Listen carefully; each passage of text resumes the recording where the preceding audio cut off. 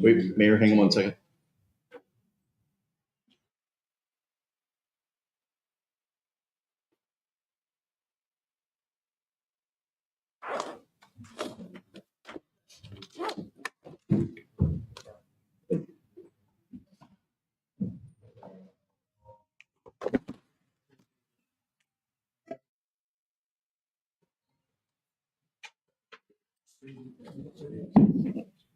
Danny, we good?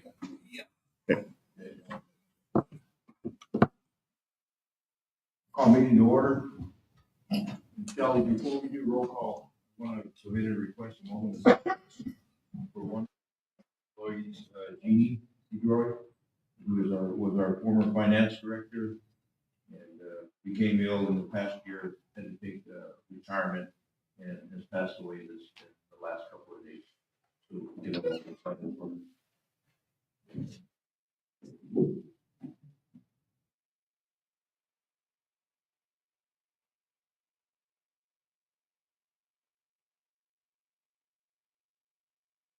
Thank you. Kelly, can you do roll call? Thank you, Mr. Mayor. District 1, Councilman Rios is absent. District 2, Councilman Pastor. Present. District 3, Councilman Leatham. Present. District 4, Vice Mayor Stapleton. Here. District 5, Councilman Gonzalez. Here. District 6, Councilman Shipley. Here. Mayor Gameros. Here. We have a quorum, Mr. Mayor. Thank you, Shelley. Fernando, can you move some invocation? Yes. Thank you, Lord, that we can be gathered here today. Please help us to make good decisions that will help our community prosper and look to the future. Please be with all those that are, they may be homeless or suffering right now. Keep them protected from the cold. And dear Lord, be with Jean and her family and her loved ones as they mourn her loss. In Jesus' name we pray. Amen. Amen. Mike, can you lead your report? Sure, thank you, Mayor. Allegiance to the flag of the United States of America and to the republic which stands one nation, indivisible, with liberty and justice for all. First on our agenda, we have our meeting, the City of Globe Municipal Property. And Vice Mayor Stapleton is the president of that corporation committee, so I'll put the gavel over to you for that one. Thank you, Mayor. Okay, open up the meeting to the City of Globe Municipal Property Corporation. Sorry. And currently I'm the president. And then we need to elect new board members. So the open positions are president, secretary, and treasurer are the same person, and then a vice president. I'm going to ask the council to make nominations for, first of all, for president. You want to stay president? That's fine with me. And then I would nominate you as Second. The first motion for president is myself, Mike Stapleton, vice mayor. And do I have a nomination for secretary and treasurer? It's the same one person lead those two positions.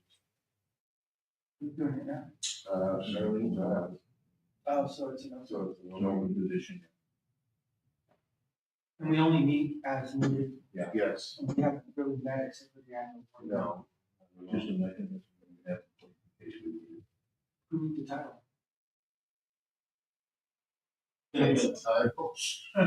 I'll take it on the one man on the phone. Nominate Mariano. I'll second that. So I have a motion for Mariano for secretary and treasurer. Aye. Okay, and I have an opening for vice president. I would nominate our current vice president, who's Freddie Rio. Second that. So I have a motion for Vice President, all in favor, say aye. Aye. Okay, motion. And, that's the direction of the file of 2021. Yes, sir. Thank you. All right. You want to go ahead and close the meeting? Well, can I ask a question? Yes. I don't know that everybody knows what this property corporation is. Would you mind giving? Oh, I would, if you would like to explain, I'd be happy to. I will tell you that it's something that it's a mechanism we put in place to offer reduced financing for certain situations. We put it in place to take advantage of in the future. If someone was going to make an investment here, we could offer, I think, discounted loan rates and things of that nature. Very narrow, targeted thing, but we took all the work to put it together. We want to keep it going. This is the effort it takes, and I do believe someday soon we will have it. It will lead to some type of investment that'll be enhanced by the fact that we have that. Was there an actual vote for president or just a nomination? I don't know if you called the question for your. No. I did not. You might want to call. I call for a motion for president. First, or a motion? Well, you already did, but you guys called for me for a vote. Call for the vote for president. All Aye. in favor, say aye. Aye. Any nays? Motion. So, Yeah. we formed the municipal park corporation, we had our council, we never used it either. Yeah. And I looked up other cities to see what they have done, and that's pretty much the same thing, they have the annual meeting, but it does offer tools in the event that you have an opportunity to develop something, so, it's a good thing to have. Yeah. And I've been president for 8 years. That, like I said, it's good enough. Yeah. Yeah. But Mr. Mayor, members of the council, it does show effort and dedication by the city to seek investment and to work to bring growth to Globe. So it's in tune with your mission and your positions. So. All right, thank you. I'll go ahead and close the meeting for the Globe Municipal Property Corporation. Turn it over to the mayor. Thank you, Mike. So we'll go down to summary of current events, and we'll start with Mike now. Mr. Mayor, I really don't have anything to offer today. Kind of just out there. Good, thank you, Mike. Jesse? Thank you, Mayor. I just want to thank everybody for a great job that they continue doing in our strategic action planning meeting. And there's a lot that's going on in the city of Globe. Yeah. And I want to thank our staff. Without our staff, nothing would be happening. I mean, the major projects that are happening in the city's area with the sewer waters, the pool, the bridge. I mean, that could have never happened without staff. So I want to thank you all. That's all I have, Mayor. Thank you. Thank you, Jesse. Mike? Just a couple of things. Again, First Friday was another awesome experience. It was a little cold, so I don't know if there's any people out there looking or just a little short. We were out there for about 2 or 3 hours. We saw everything was really good, so I want to thank the staff and everything for putting that on again as well. And as the warmer months come up, there will be more attendees. And, I want to thank everybody for that. And then again, for Jeannie, just a terrible loss for all of us and all of you. So keep her in your prayers and her family. So, thank you for that. And then I just want to thank PD for doing what they do. They're always on top of everything. So please pass that on to your office. Anything that's ever I have a question, they're always there. So thank you. Same thing goes with fire, chief. Thank you guys for being there for us. And that's all in there. So thank you. Thank you, Mike. Oriana? Just a couple things. I had to, Fernando and I had to go down to the legal city town update. And so the two things that were really nice about it, got to spend some time with Fernando on the round trip and got to know him a little bit better. And so I know That's fine. a little bit more about him, and Fernando, thanks for sharing some parts. The second thing is public to pay attention to the legislature this year. After last week's briefing, there are a number of bills out there in the Senate that could impact the future of the way that cities and towns control their destiny. It worries me that legislature is trying to usurp the local authority. It has to deal some of it with land development, it has to deal with tax revenue being shifted. So I encourage you to jump onto the state legislature website, read the bills that affect the cities and towns, and let your elected officials know what you think about some of these proposed bills that are out there in the legislature right now. It affects us, especially in revenue, it affects us especially in how we handle the development of many things within the city of Glover. All of the other cities and towns are just as affected and just as worried about a few of these bills. All I think was House Senate Bill 1117, that you need to read up on and take a look at that. Yeah. And Mr. Mayor, members of council, Councilman Gonzalez, we're going to have a legislative update here in as part of the agenda. Well, it was a very interesting update, and I'm very concerned about it. So I will try to help out on that, Paul. Maybe whatever comments we can to help it along. So very interesting seminar, by the way. That's all I have. Thank you. Thank you, Mayor. Fernando? All right, thank you, Mayor. I had a captive audience, so he had no choice. She was saying something about it. But it's important to meet with the legislators because they do decide the future sometimes. And I had the privilege of meeting Polly Rosenbaum, who's a famous longtime legislator in the state of Arizona, and was well known for how tough she was and how good she was.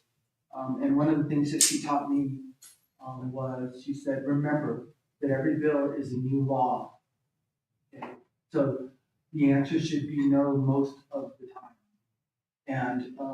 And I think sometimes we forget that when the legislators get up there and they start presenting to us, they're basically coming with the attitude of, we got enough votes to get this done. But whether they have enough votes to get it done or not does not mean that we need a new law. And one thing that I try to point out to them is that I've had the privilege or pleasure of serving on several rural boards in the state of Arizona.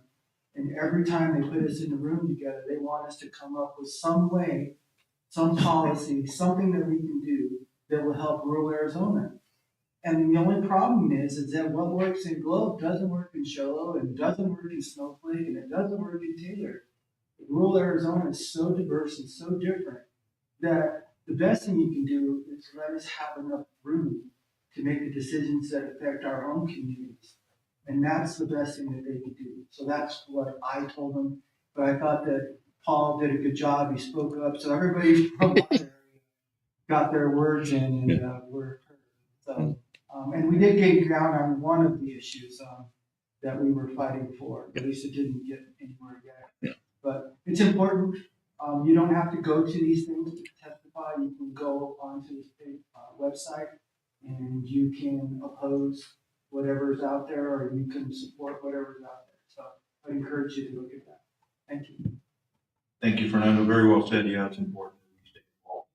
I think we have been lately here more involved. What's happening in the legislature affecting rural communities. And I encourage all the council we have the Zoom link to be able to tune in to these legislative updates every Monday, which are very important.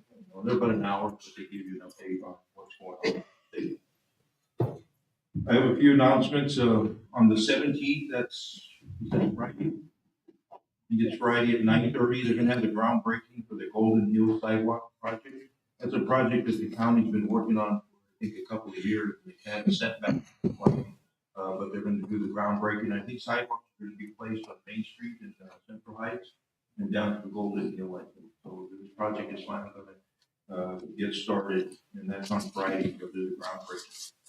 On the 23rd is a grand opening for Cal Ranch, and it's going to be 3 days, but I think the official grand opening is 11 o'clock on the 23rd as well. Yeah, correct. Okay. The Citizens Academy begins. Again, we encourage anybody that's interested in taking the academy and learning more about our city government and operations.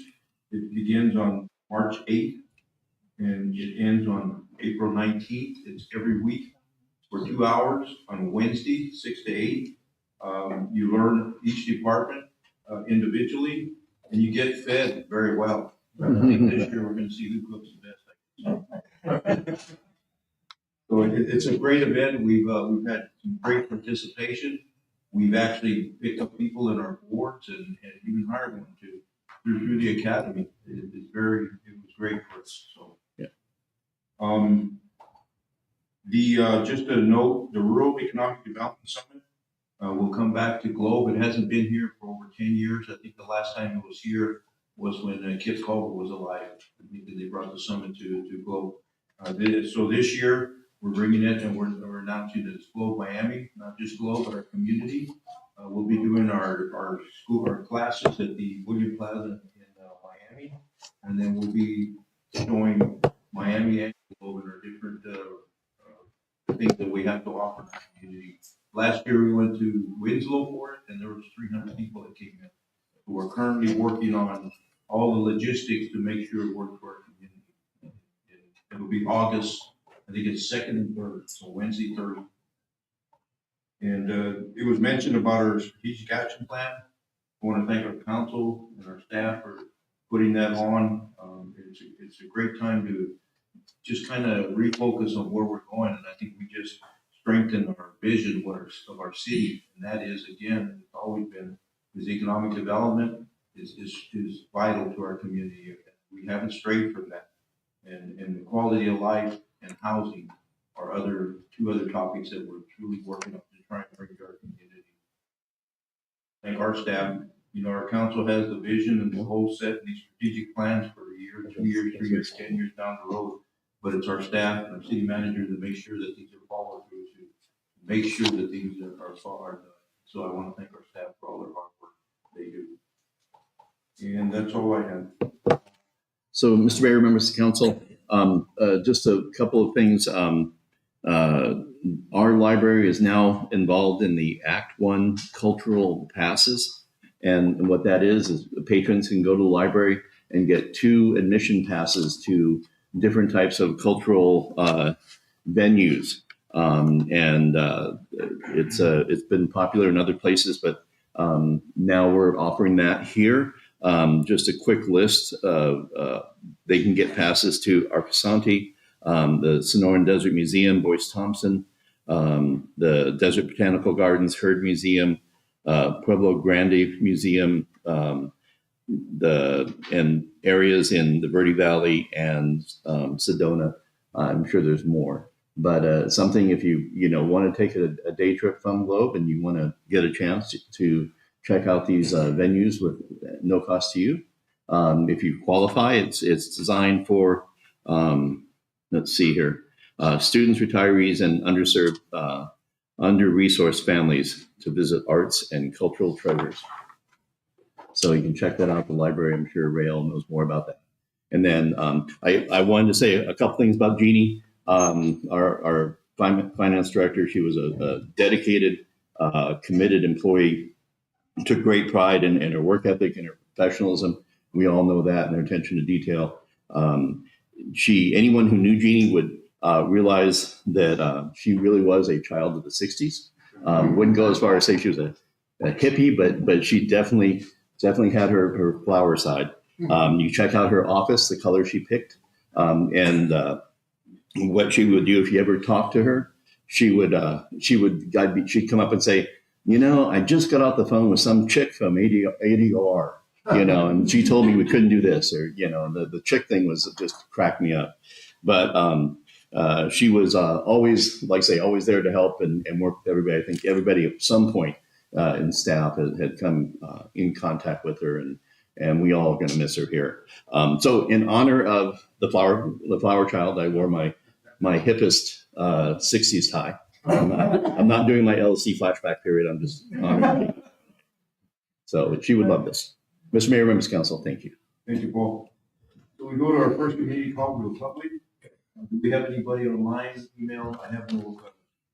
This is the time anybody wants to speak. You have 3 minutes to speak. We cannot respond to you, but if you want any comments, to our council, this is the time to do it. I'm checking, Mr. Mayor.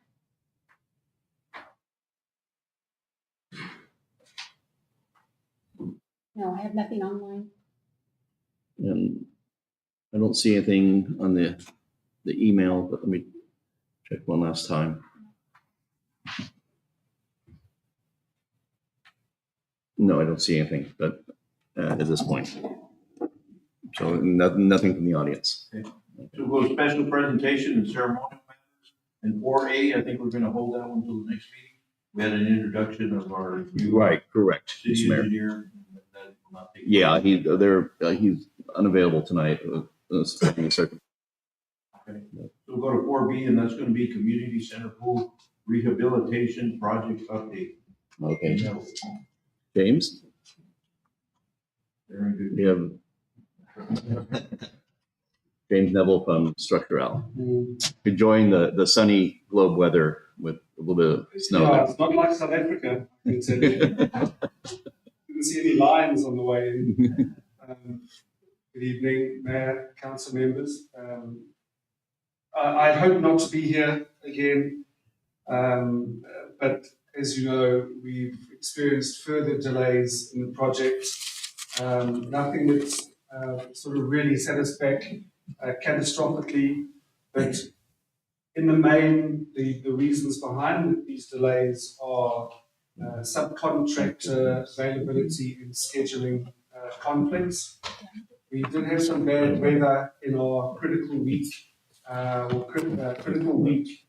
paths, mainly where we wanted to paint. The temperatures were too low. But the main reason for the delay is the continued absence of our key subcontractor in the pool construction phase. And this has actually resulted in his termination. The termination was really due to non-performance. We gave him quite a number of chances, and he didn't perform, so we had to release him of his obligation and look for a replacement, which we have found. But despite those delays, we have made significant progress.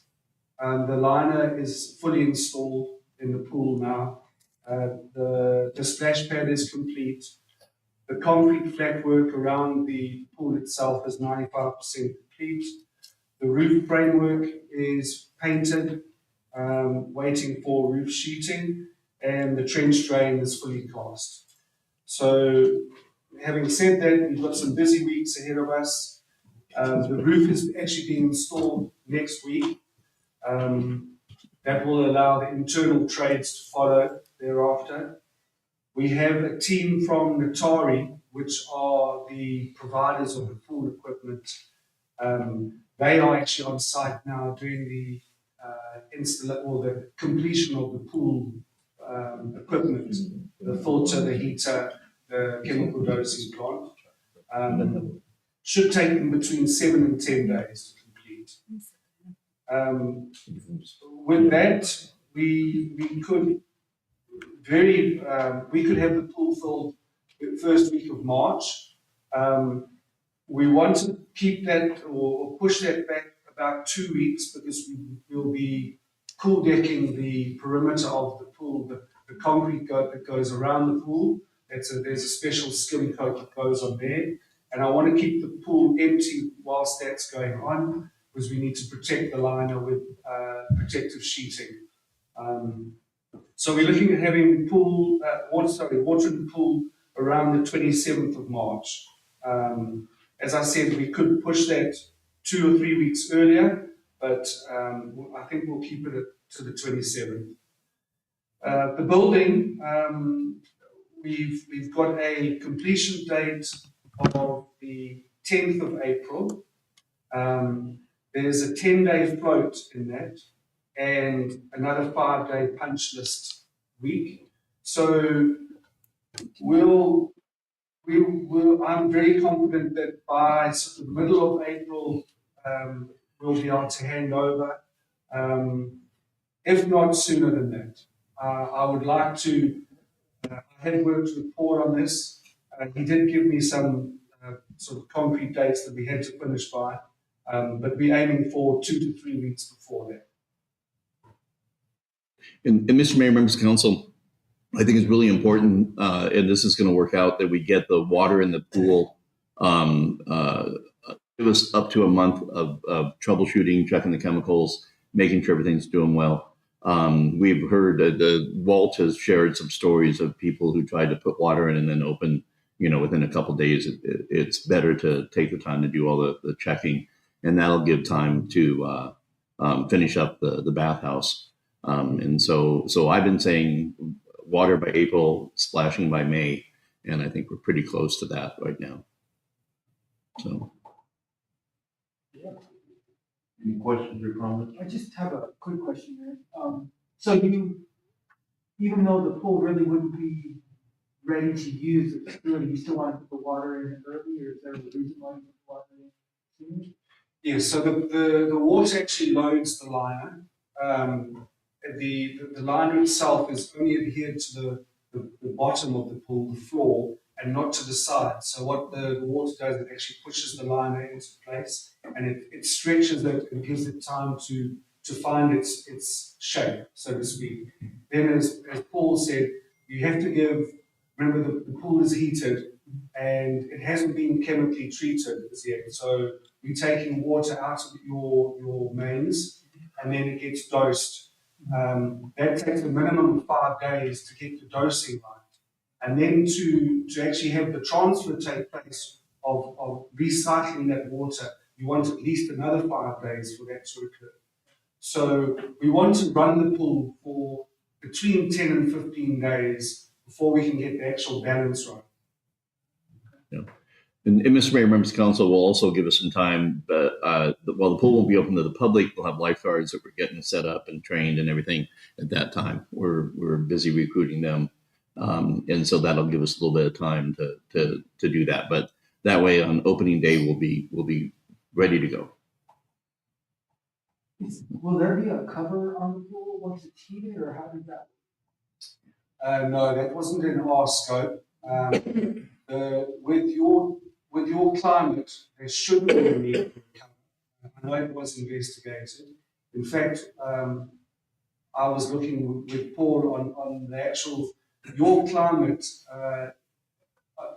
during the course of the year, it's so warm that the heater should only work at about 10% of its capacity to keep the water at a temperate level. You'll also be probably losing about a 1/4 inch on your water level per day through evaporation, which is extremely high. And that's just because of your climate. So there won't be a need for a cover.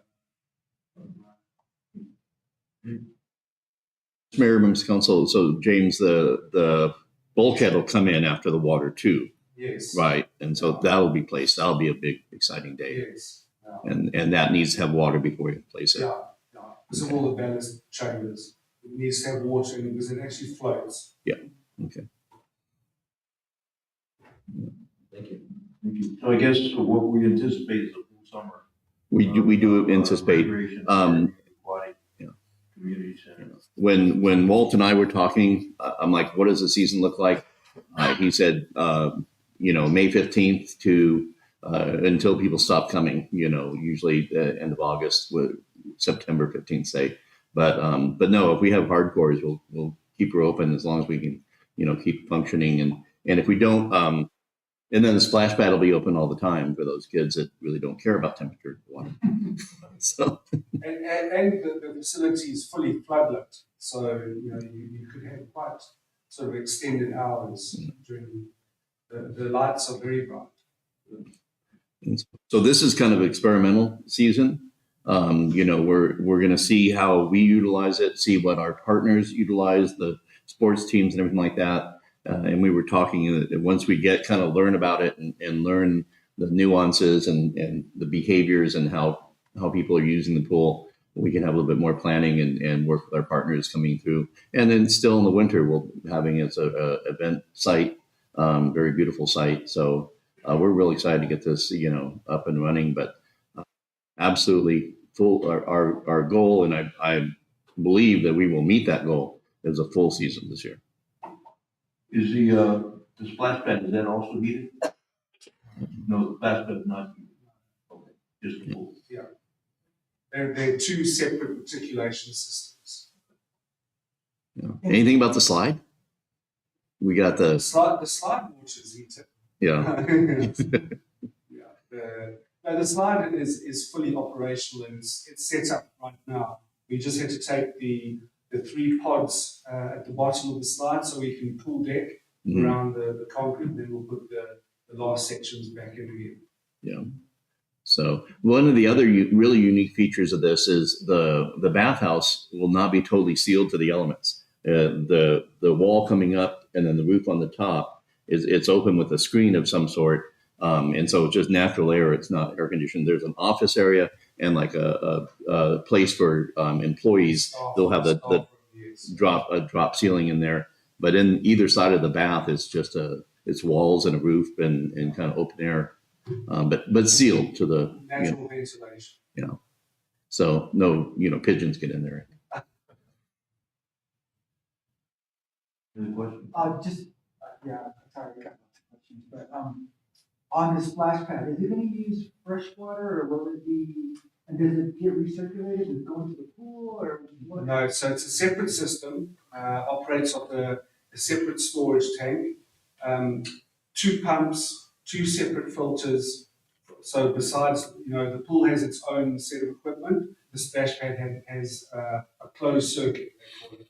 It's got 16 individual lines to the components that you can control. So all the features on the splash pad itself, you can set how much water you want to be sort of spraying out to the mushroom or out to the ground, but it's a totally separate system. So it recirculates. Yes, yeah. But it runs off 2 pumps and 2 filters and 2 chemical dosing units. So it is filtered, but it's not from the pool. Mr. Mayor, members of council, again, we want to thank our partners at Cobra Valley Regional Medical Center. And, half of this project is theirs, the expanded site, the redo of the bathhouse, and one of the area and slide, which Neil's very excited about. One of the things that we've taken upon ourselves to do is while the heavy construction is going on, we have laid plumbing, foundation for the concession stand that will come in the future. That won't be completed for the actual concession stand will be put in part of next year's budget. But we did do while we got the whole place torn up, we took the time, formed it, and poured the slab, and so we'll be ready to go. And we have plans for it. But as part of our contract, we will have the plans for the concession stand that we will pretty much bid on our own. Sure. So. Just stay on top of how we use that pool. I know there's going to be a lot of forces out there that want to utilize it as much as possible, but I'm looking for balance, giving as much use to that facility to as many organizations as possible. And just keep an eye on that. That's all I can ask you to do. I know the first year is going to be hectic, and at some point you'll want to stand back and look at how can we improve it, how can we make it as much use out of it to the entire community. Well, and Mr. Mayor, members of council, Councilman Gonzalez, to your question, we have a very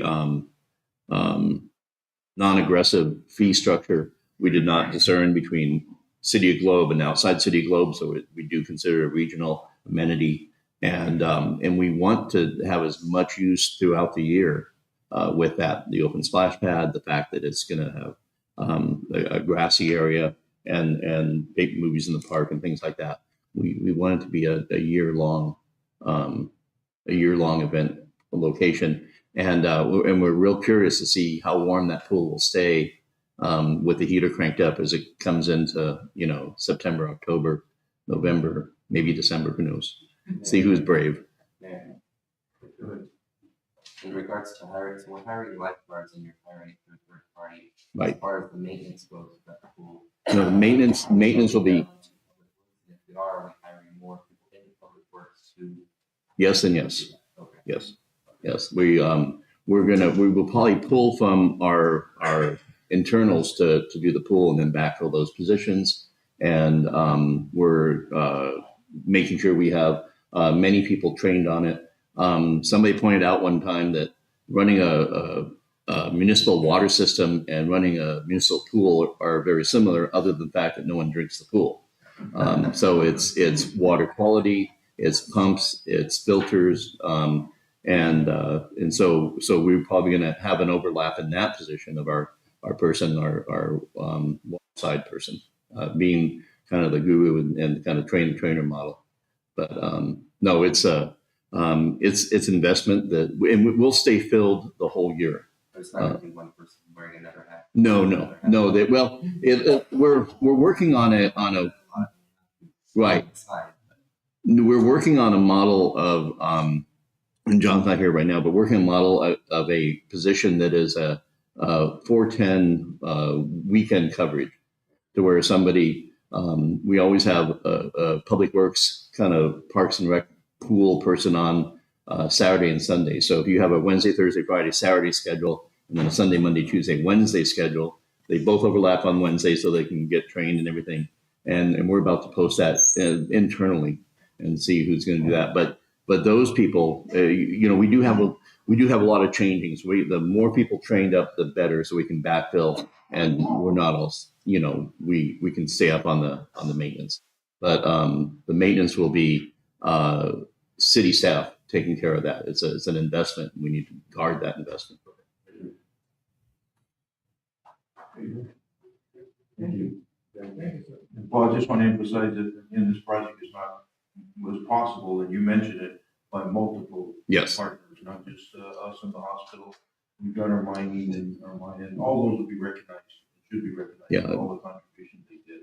When one of the Partners in this. things that we're putting together and that structural is helping with is a monument plaque. It'll actually be 3 plaques. It'll be the original plaque of the people that built it. It will be the plaque of this council. Traditionally, when a facility is opened up, there's a plaque with the council that voted to complete that. And then there'll be a 3rd plaque of those who partnered with us and honor those people.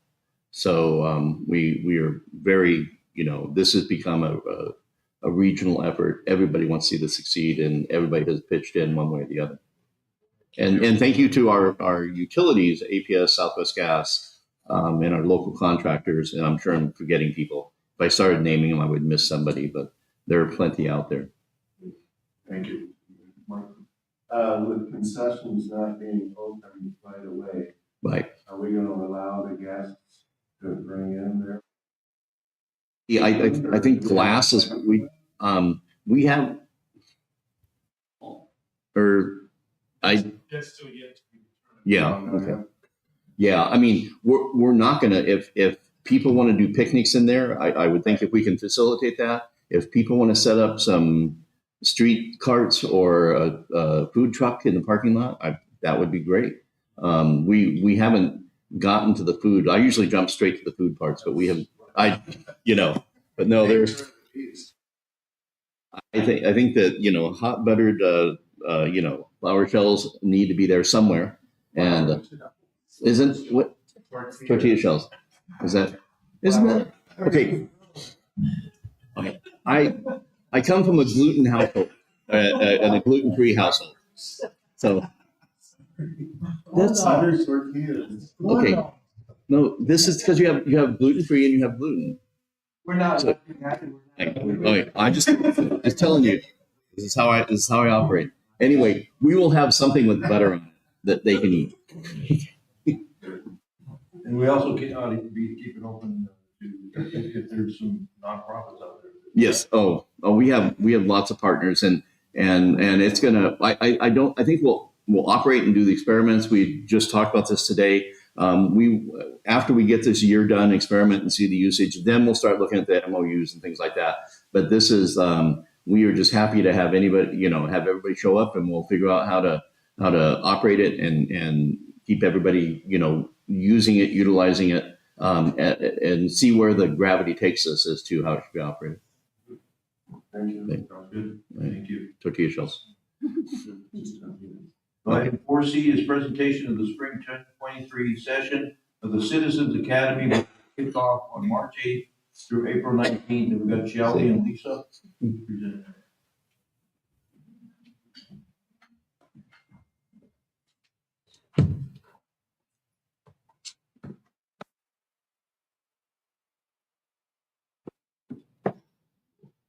Good evening, Mayor and Council.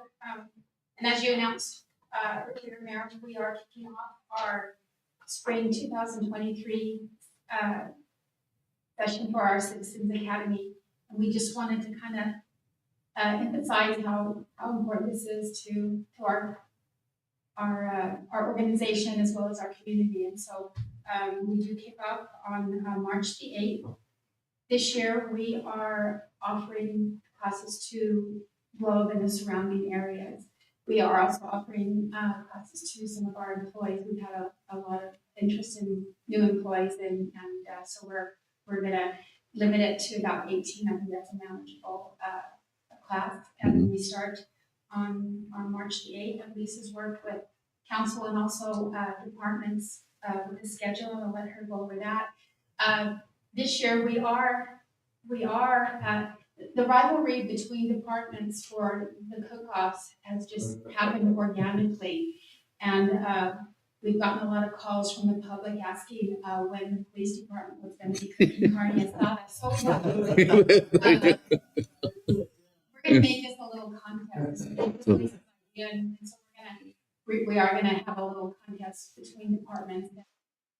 Revolving plaque that we're going to pass along. So if council wants to join, jump on the train and get a little rivalry between council, best dressed council member, best presentation. I mean, just let us know. I'll let Lisa just kind of go and so week 1 is March 8th. We're going to do the council manager overview. It's going to be here at City Hall. The Mayor Guimaras is going to host it. And week 2 is March 15th. It's going to be at the Finance Department. It's going to be here at City Hall, and it's going to be hosted by Councilman Pastor. On week 3, March 22nd, it's going to be the Public Works Department. City of the Public Works Yard, and Councilman Rios is going to host it.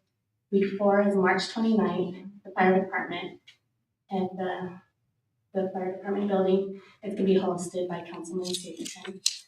On week 5, April 5th, 6 to 8, the Economic and Community Development is going to be here at City Hall, and it's going to be hosted by Councilman Newsom. Week 6 is April 12th, and it's going to be the Police Department. It's going to start here at City Hall and then go to the PE building, and it's hosted by Councilman Shipley. And we're going to have carne asada. Yes, we will. Week 7, April 17th, is going to be at the Deshwagala Museum, and it's going to be the library, the Active Adult Center, and Deshwagala. They're going to be hosted by Councilman, and then we're going to have graduation here at the council meeting on April 25th. We're currently accepting applications here online. So online, they're here at City Hall. They can contact me or Shelley. What's the deadline for application? We'll take them the day of. All right. Yeah. And so I know that it was primarily for people that were residents within the city boundary, but I know that we've opened up, so if we have extra space, it's still open to Yes, community members? yes, it will be accepted. Yeah, Mr. Mayor, members of council, Councilman Shipley. No, I think the way that works is anybody who is interested at this point. I think we've gotten a lot of response. Anybody that's interested from the county, from other cities, we've had councilmen from other cities actually attend this. People who've come up to attend this, and so we're anybody who wants to experience this, including members of our staff, they're all welcome to apply. Thank you.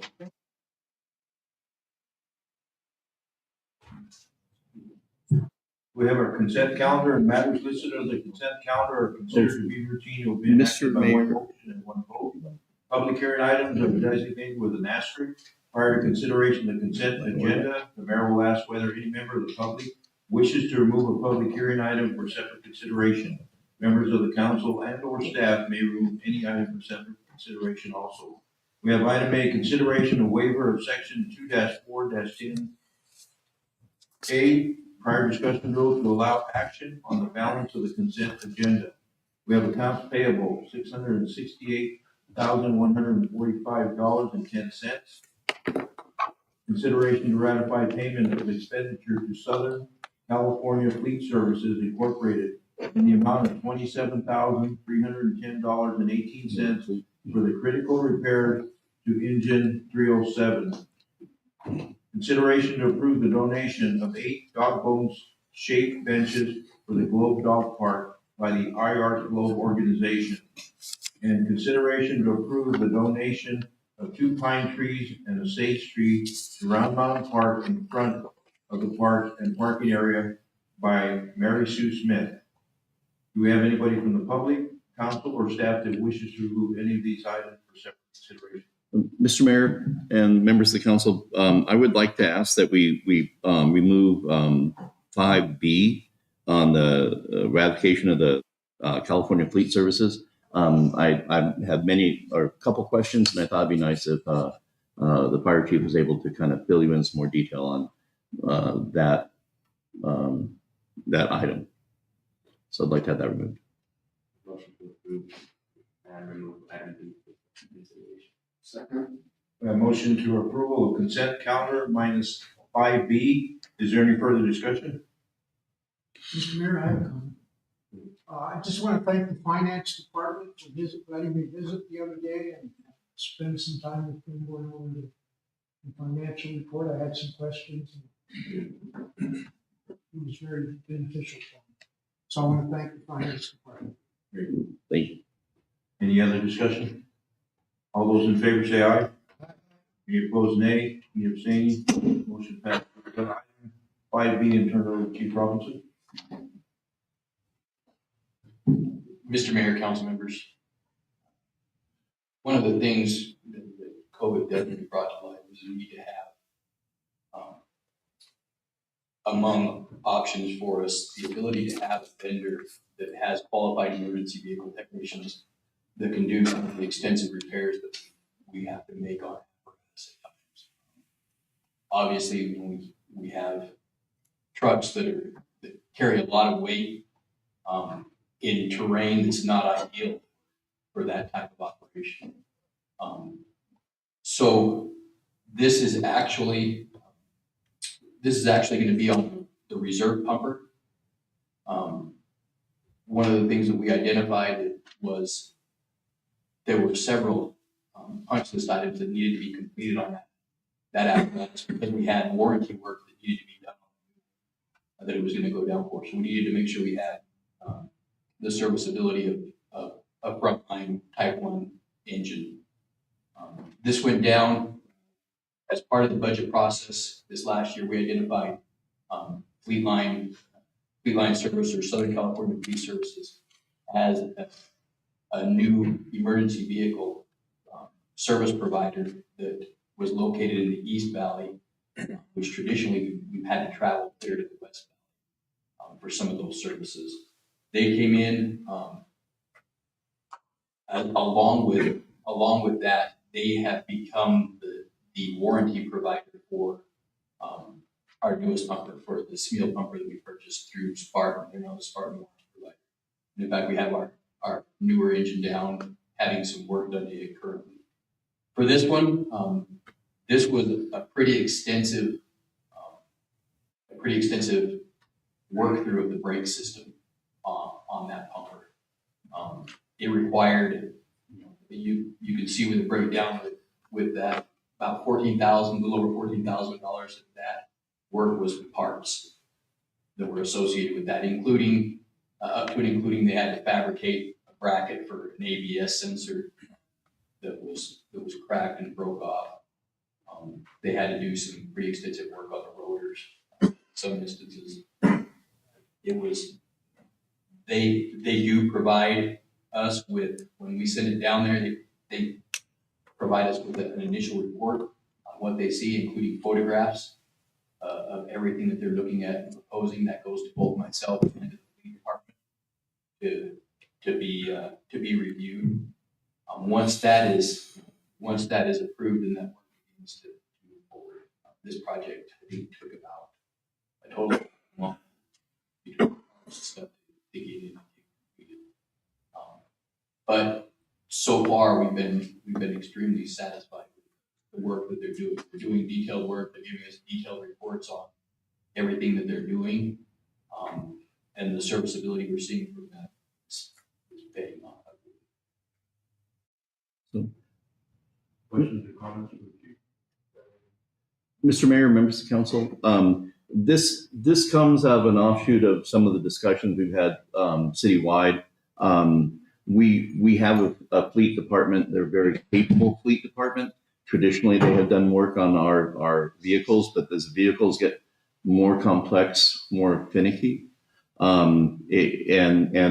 there's value to having certified techs working on their large fire departments may have one master mechanic who's certified. That would be a goal, but something that we're not able to reach right now. The other thing that Gary has explained is they tend to have better sources for the parts. When we're struggling to find and get them shipped, they can pick up the phone and get things that would take us a month to get. And then the holistic look where they just get it, and many mechanics whiz banging it and getting it back in service. So it's been like I say, it's a little bit more expensive, but it's been I think a benefit to how we operate and keeping our vehicles in service. I think it's also important to understand that we should be utilizing certified emergency mechanics. We should not be utilizing regular mechanics that don't have that certification. That's for any of our responsibilities, whether it's fire, police. If something happens, they're going to go back and look at all those records and see who was the last one to work on these equipment. And it's important that we, even though it's more money, it's important that we maintain certified emergency vehicle response mechanics process. Absolutely.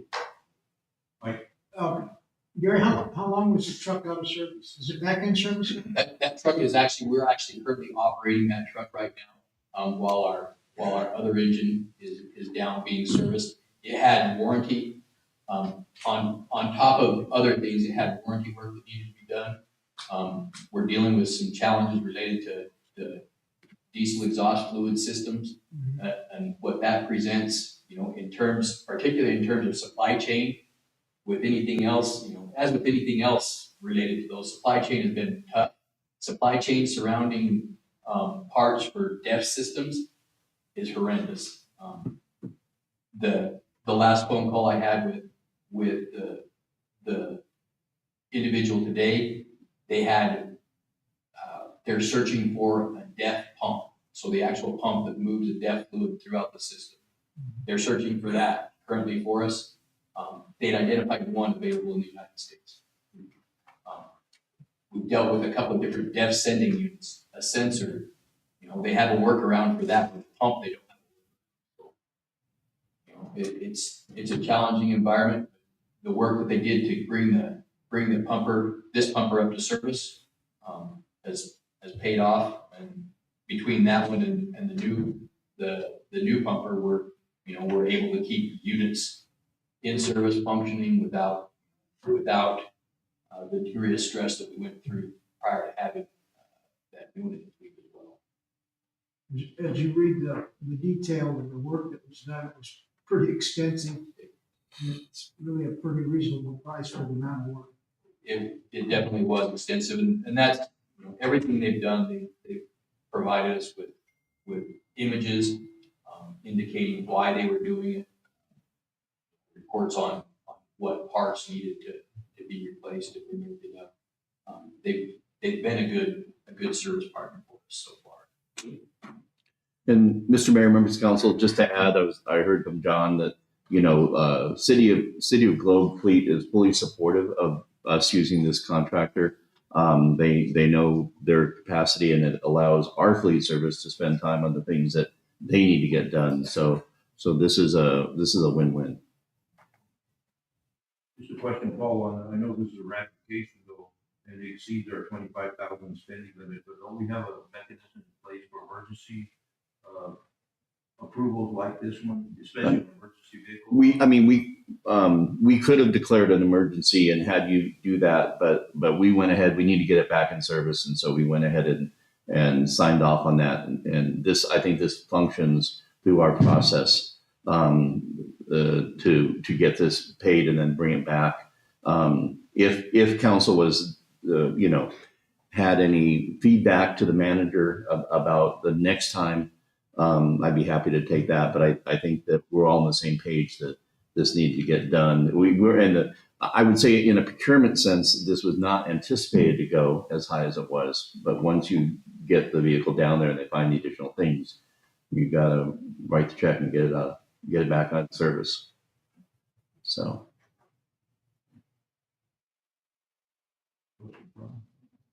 Thank you, Chief. You have motion Thank you. for item 5B? Second. You have motion for approval of item 5B. Any further discussion? All those in favor say aye. Aye. Any opposed, nay. Any abstained? Mr. Mayor, members of council, just a quick note. We have a legislative update on the late item. I didn't know if it was mayor and council's preference to do the legislative update early in the meeting or just have that at the end. You do have a preference on when we bring that in? Not at the end, she just now. It's on the late agenda. Yeah, okay. We'll go to new business, item 6A, Gila County Historical Museum update presentation and request to approve that tax distribution for the second quarter of fiscal year 2022-2023 in the amount of $8,500 from account number 10-51-51925 General Fund, Community Organization, Gila County Historic Society. We have Mr. Bob McDonald.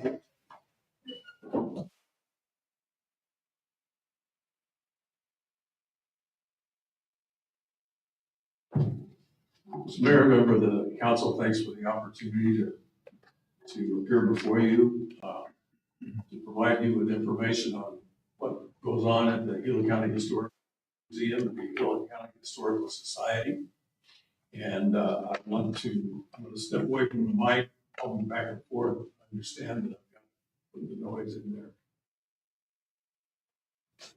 Thank you, sir.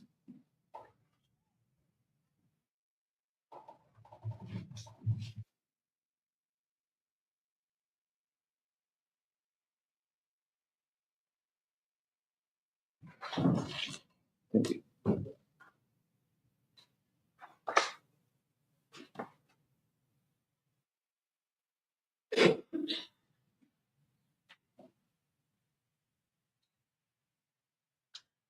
What I just gave you is our new rack cards. We for years and years we did brochures, and we felt like it's time to move on. This is the new rack card, and what it does is also gives me the opportunity to let you know what some of the main activities that we perform down there at the museum. If you look at the side that I handed you, we have the displays. Obviously, it's a museum. Self-guided tours. People can either, and most people actually most people when they come in, they don't want anybody to herd them around. They like to take their time and look at all the stuff, ask questions and things like that. But we do have the tours available.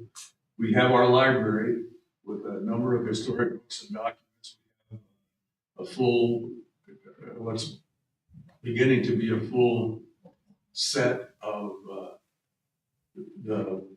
all of the obituaries for Globe for the last 100 and some years. Those are available. We also have we also sell a number of historic books, and those are really popular with the people who come in from out of town. We have a large archive of historic photos. We're called upon to provide photos. We provided information for Westland Resources and some of the stuff that they've done lately, and a lot of different people who need historic information. We provide photos for the newspapers and stuff like that. And then one of the most popular things that we have is this Family and Regional Historic Research Center.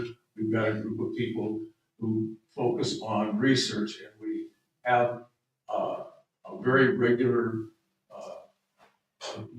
clientele of visitors, people who try to get with us online, people who come into the museum, they're looking for information about their ancestors. They want to know where their graves are. They want to know where their houses were. They want to know more about them. And we're always happy to spend whatever time it takes to give them the information that they're looking for on their family members. And also, our latest initiative, Art goes along with this little thing here.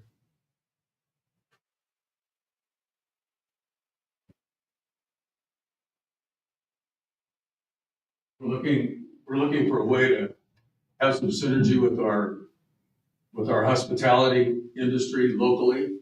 And so what we've done is we're kicking off, we call it our Hospitality Partners Program. We provide those little displays to each of our hospitality partners. If anyone, we have right now 20 hospitality partners, including the Copper Hen. And if anyone comes in the museum and gives us a receipt from the motel or the restaurant or whatever, we will give them a 10% discount on books, merchandise, whatever. And then we've had some of the hospitality people that have been interested in maybe providing a discount program on their services, and we'll work that in. The card that I gave you has a QR code, and that QR code will take you to our website, and we will shortly, if not, I don't think it's up to date, but we'll have a section on our hospitality partners in there, and we will list them all. We do get a lot of out-of-town visitors inevitably want to know where to eat, and so first thing we do is find out what do you like, and we're always referring them to a restaurant here in town that we think they'll be happy with. And now we will have people who we're participating with. We'll make a display there at the museum, and we'll encourage them to utilize the hospitality partners, the people in the hospitality industry that are making our publicity available. And excuse me.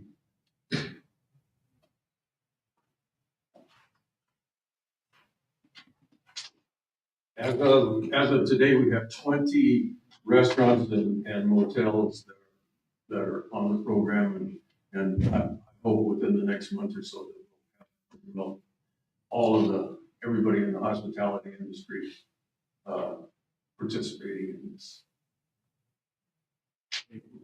Any questions? Compliments is what I want to give to you, sir. As president of the Museum of William Plaza, I get to say this one really neat thing.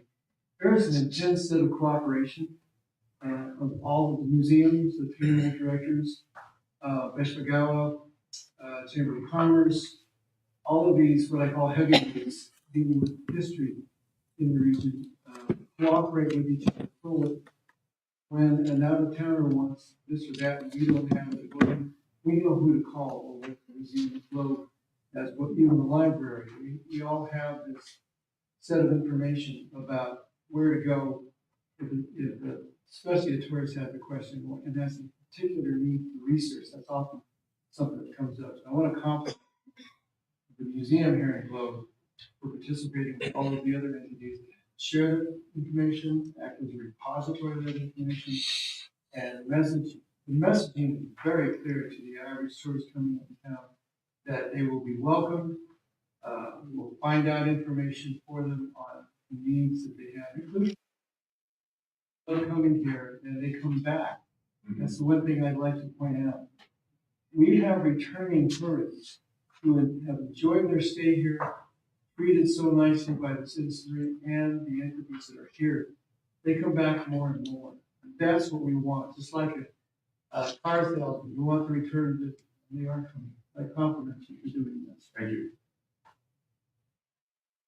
Any questions? More of a comment than a question.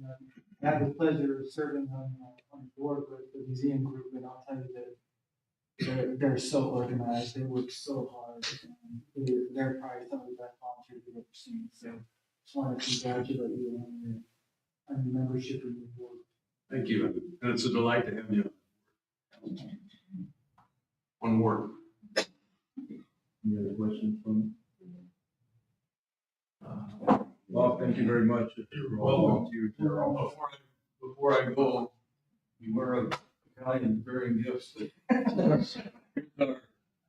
This is our 2023 historic calendar. Every year we come up with a historic calendar. And, City Hall. It's not more than 25. We tried to we kept the price down well below that. But anyway, if you have any questions or anything that you'd like to know, be sure to give us a call. Thank you very much. When our steering committee gets together for our rural summit, we definitely want to include you in one of the highlights to go in there. Hopefully you can sometime to keep it open for tours, to visit our community. We'll look forward to that. We'll get it. Good. Thank you. Thank you.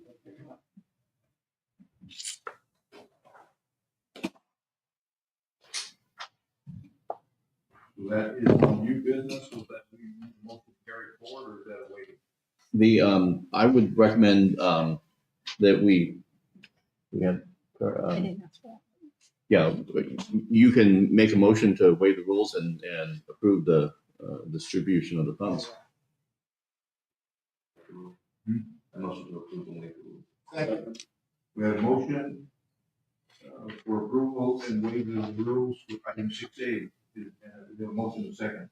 Do we have any further discussion? All those in favor say aye. Aye. The opposed, nay. The abstaining. Motion passed. Item 6B, discussion and consideration of approved program contract number 2023-0055 with the Clover Valley Youth Club and budgeted funds in the amount of $13,000 for fiscal year 2023 from account number 10-50-51271. We have Carmen here too. Yes, invite Carmen to the podium. Mr. Mayor, members of council, no, go ahead. Yeah.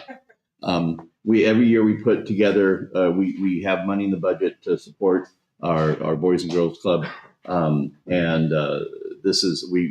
This year's distribution is being requested tonight.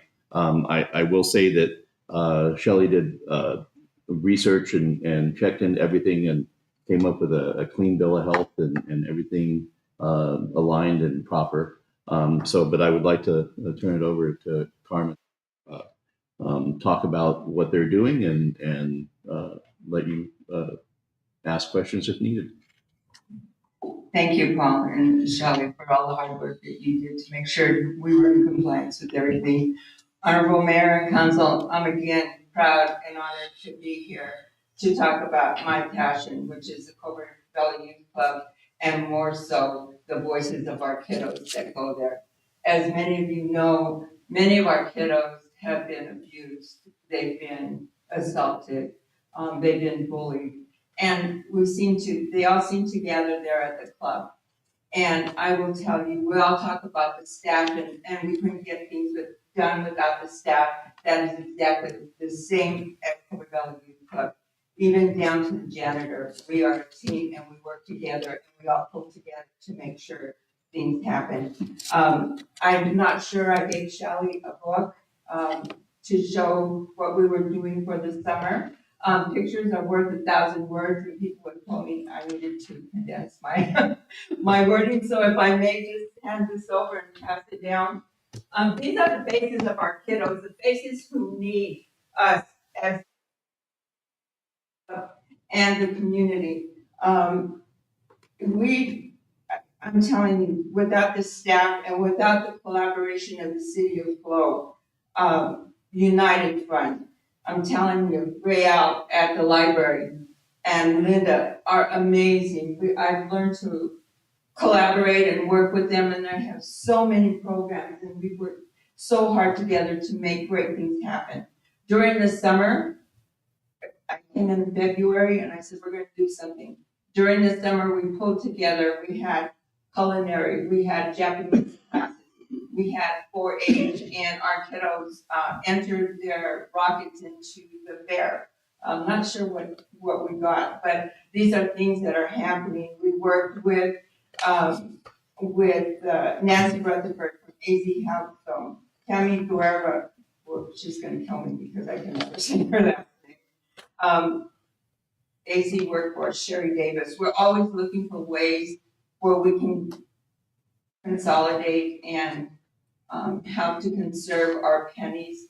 And working with Sherry Davis through AZ Workforce we have been able to hire individuals through her program where they get paid to work with us. And that has been a win-win situation, not only for the youth club, but also for the individuals that get on-the-job training and really learn what it is to work with kiddos with issues and stuff. I need to thank, I'm telling you, everything is good. I even asked for beginning of our meetings to have blessings because they have been poured on us. I know Carlotta has come through, PHI Air Medical, the loaners, Mr. and Mrs. Beta. One of our awesome things is Craig Hagan with the Grove School District delivers hot meals now every day at 3 o'clock to feed our kiddos. Many of them can't wait for him to come into the door because they're starving. So these kiddos are now going home with a full stomach of warm, nutritious food. So that has been awesome for us.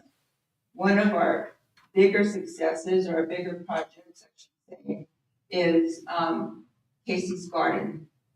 Casey's Garden was named after Casey Vuksanovich, who was the first master gardener here in our community. We are proud to say that we have planted, that we're hoping that our garden will grow. We didn't anticipate all this weather. We also have purchased a 55-gallon drum where we are harvesting our own water, and with that water, we are watering our garden. So we look at all ways to conserve. We want to be a part of the community that does that. We are excited about that. The reason for the program is that we want to teach these kids how to grow, entrepreneurship, and also how to sell. We want food from grow to table. So we are really working very hard on that. 8 kiddos right now are going through a curriculum, and in 8 weeks they will be the first junior master gardeners in our area. So great things are happening at the club. Some of them don't even want to leave, and I'm like, oh my gosh, I think I was going to be here at time tonight. But so many things are happening. Hopefully the pictures can tell. They have a good time. They're learning, which is one of our biggest things is education. We just don't want the kiddos to just come there and think they're going to play or whatever. They're getting an education there in a lot of different areas. And just really quickly, 2 of us had to tend to one of our little kiddos that was going through an issue. And so we got him calmed down, probably 2-3 minutes, and I heard silence in the other room, and I'm thinking, oh my gosh, what are these kids doing, right? Well, come to find out, we had 2 girls, 2 awesome leaders, 9 and 11, had all the kids sitting down, lined up against the wall to keep them calm and quiet. And so we're also, there's going to be leaders coming out of the Public Health Youth Club. And so we're very excited. One of our special needs girls today actually helped to put the food away. And that doesn't sound like a lot, but for her, that was really something awesome. And she was very shy, very introverted. And so things are moving, great things are happening. Right now, Real and I were just talking about what we're going to do for the summer program. I have people already calling me that they want to be a part of that summer program. And so we need to start scheduling So thank you so much for our collaboration. But I can go on and on and on because there's so many things. I do want to mention Al Nader, who is an angel. Someone went up and cut the catalytic converter off our van, damaged the van, and we're thinking, oh my gosh, how are we gonna do this? And so we called Al, he was the only one. Everyone directed us to Al. He said, bring it down, I'll check it. And then he calls me, he said, come and get it, it's ready. And so I'm panicking because I'm saying, you didn't give me a price, anything. Al fixed that for us. So we have a van to transport our kiddos without when it happens. So we have many angels that look over us. And again, I could go on and on and on, but if anyone has any questions, please answer ask me because I'm ready to talk about it. I get choked up and I sometimes because I can see what they're doing, I see the growth of them. And it's just amazing. Questions, comments? Mr. Mayor, Go ahead. I think you're doing a wonderful job and the group is doing a wonderful job. This is a great example of how we help our own in this community, especially the youth department. Absolutely. You have, well, when I was a kid, they were called latchkey kids. And they never had enough guidance and enough parents. And here we are many years later and we're approaching or attacking that kind of problem, give them a sense of self and a sense of community, which is what it's all about here. So thank you for your efforts. And everyone else out there who's donated to your cause, because it really is neat to hear stories like that from Al Nader and other sources who have donated their time and resources. And that's what it's about in the region. We keep hearing about. Thank you. Thank you. Carmen doesn't tell us how hard she works at this, but I know, I serve on that board, and this is her commitment. She is there whenever something needs to be done. She makes sure that the employees are there. She makes sure the building is ready. She makes sure the parents are happy and getting their answers, their questions are being answered. And so, and she doesn't get paid anything. So Clarify that, please. That was the question. So, but I just want to thank you for all that you do. To know that people can see how much effort you put into this and that you're getting food out of it. So, thank you. Thank you, Councilman. I appreciate that. Yeah, Carmen, I agree with Fernando, all the work we put into it, and this is a vital resource that we offer, is truly vital.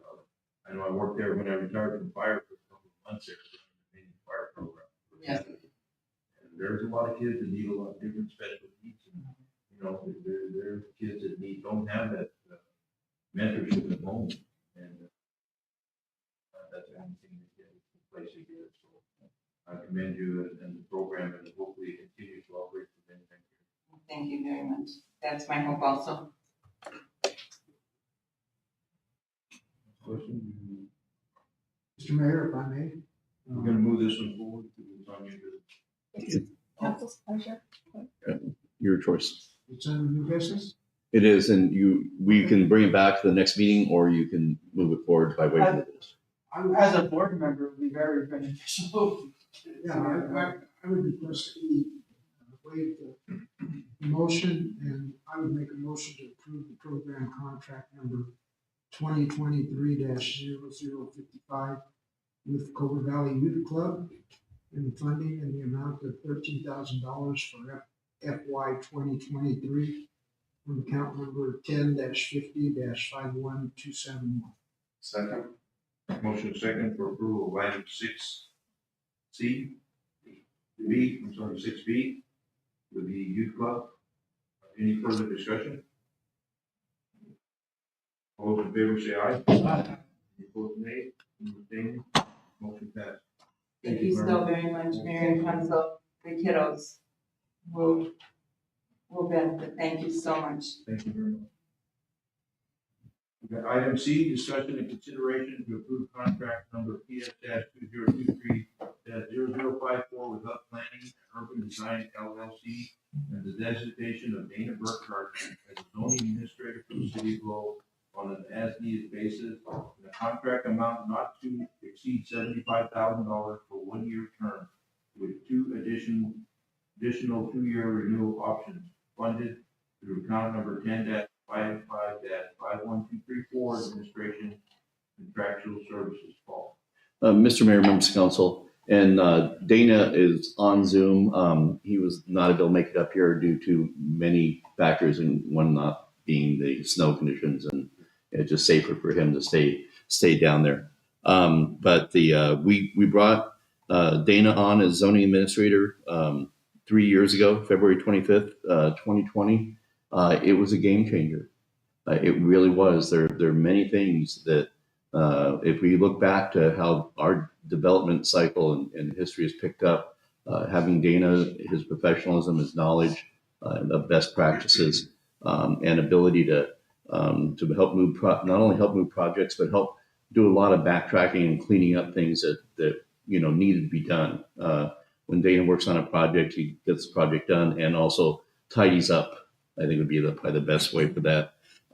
He's been working at a rate of $65 an hour for the past 3 years. We're asking to take that up to $75 an hour. It's about a 14% increase, but given the 3-year span, works out to 4 to 5% per year. I think it's a very fair and equitable amount. And like I say, we're happy that he's able to spend the time and work with us and be our zoning administrator for the city of Globe. So with that, any questions or Dana, did you want to add anything? Thank you very much, Paul, for those kind words. Mayor, council members, it's such a pleasure to work, obviously, with you, with your staff, and Paul at the city, and I look forward to continuing to work with you.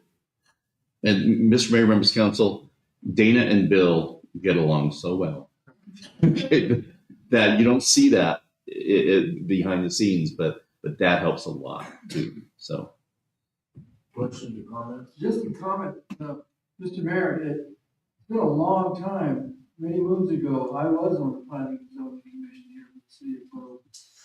And Dana has a way of explaining our own ordinances to us that is factual, it's calm, and it shows in what we're seeing now throughout the city. Our commission is able to make decisions based on the research he does, the behind the scenes work, and the products are coming out now that we're seeing. We've got signage all over town and it's now very well regulated. I just saw the sign almost finished across from the Marcos. I was pleased with that design. And throughout downtown Globe, we have signage that is pleasing to the eye. So our ordinances are working, but it's not just the ordinances. It's a lot of Dana's research and background work and advice that he gives to planning and zoning. He's that cushion that we need between the public and us, so that we have a good definition of what we're attacking or improving. So I really applaud that. It's a real pleasure to work with Dan and listen to his presentations. And I really look forward to many years to go to working with him. Thank you, Mr. Chairman. Thank you. Now, I'll make a few comments on Dana also. I witnessed it in several meetings, and we've had some pretty detailed and needed information that needed to be passed along to explain, and he does it in a very calm and very professional manner. And I think it really plays to our benefit because, people feel confident in his explanation of what he's saying, and he's vital for the government services team also. I mean, I think we're up because of his services and professionalism, and this has been a very, very important contractor with the city side. Mr. Mayor, members of council, and also HPAC, cleaning up the old situations and brand new fresh development that comes in, and right off the bat we're able to get them in touch with our zoning administrator, and people get clear understanding of what the requirements are, and total number of requirements. The one thing Dana's taught us is if somebody has a question, We get the question in writing. Dana responds to that, what was in writing, and we have that. And if anything changes, we have the question there. So, it's like, well, I thought I was going to do this, but that's not what you asked. When I answered, I answered what you asked. If the ask has changed, then we need to adjust the answer. But that keeps everybody on the same page, keep everybody understanding what we're talking about. It really eliminates the miscommunication. You bet, and that's our goal and our vision was to be a professional, responsible city. And we're not quite there yet, but we're almost there. But we're adding all the pieces to our team, and I think in the future it's going to pay off. And that's what I think this vision and goal is not to.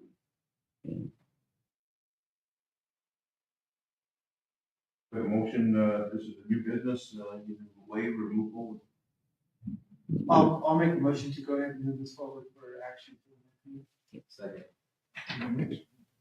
We have motion second to move item 6C to the next meeting. Is there any further discussion? Favor say aye. Aye. Vote nay, any abstaining? Thank you, David. Thank you. Thank you. Thank you very much. I look forward to a exciting year ahead here, Mayor, council members. So item 6D, discussion and consideration to renew the intergovernmental agreement with the Hill County Drug Gang and Violent Crime Task Force for the term of February 1st, 2023 to February 1st, 2024. Reimbursement to Hill County $40,000 for the one city of Globe police officer, and we press to waive section 2-4-10 of our discussion with Chief Walker. Good evening, Mayor. Good evening, council. This is the first time that we've been in contact with them since I took over the position as the chief of police here. We had actually pulled that position back when I first got here just because of staffing levels. We're in a position now that it's extremely advantageous to us to partner with them again. We have a couple of different examples of what we've done to help increase the staffing through partnering with other entities within the community. So we have the SRO position, that's a grant funded position that we're able to partner with the school and supply law enforcement presence at the junior high and high school. We also partner with the Arizona Department of Public Safety with the Get 'em Task Force. We have an officer assigned there. That position is paid for by the state by 75%. And this particular position is the same pay rate, 75% coverage for a position where we can add to our complement detectives in a much needed area of focus, drug investigations. And so it's a positive step forward for us. So we have went, since I became the chief, of authorized 19 when I first walked through the doors to now we're authorized 28. 3 of those positions are actually partnering positions. As we move forward, or their end game is 32 to 36 in that realm. 34 would be optimal, 36 would be hugely beneficial, but we're slowly getting there, so we're trying to work with it. Just so you know, we're seeing great dividends from that position already. They were actually out and served a search warrant. Any questions? Questions, comments, Chief? I think the one question I had prior to that was the SRO, and then you answered it, that's another contract that we continue to go with because of everything we have to deal with the nation. Correct, and I would like to see that program grow in this community. It's a funding issue. We have needs throughout the city, and I have needs throughout the department. That's why it took us so much time to get there. One of the things I would let you know is one of the challenges that we had when I first got here was the amount of detectives that we had. We had a tragic incident here 30 days into my tenure. We had 1 detective. There is no way of humanly possible maintaining and keeping up with the amount of caseloads that are there. Currently, right now, because we're partnering with we have a total of 5.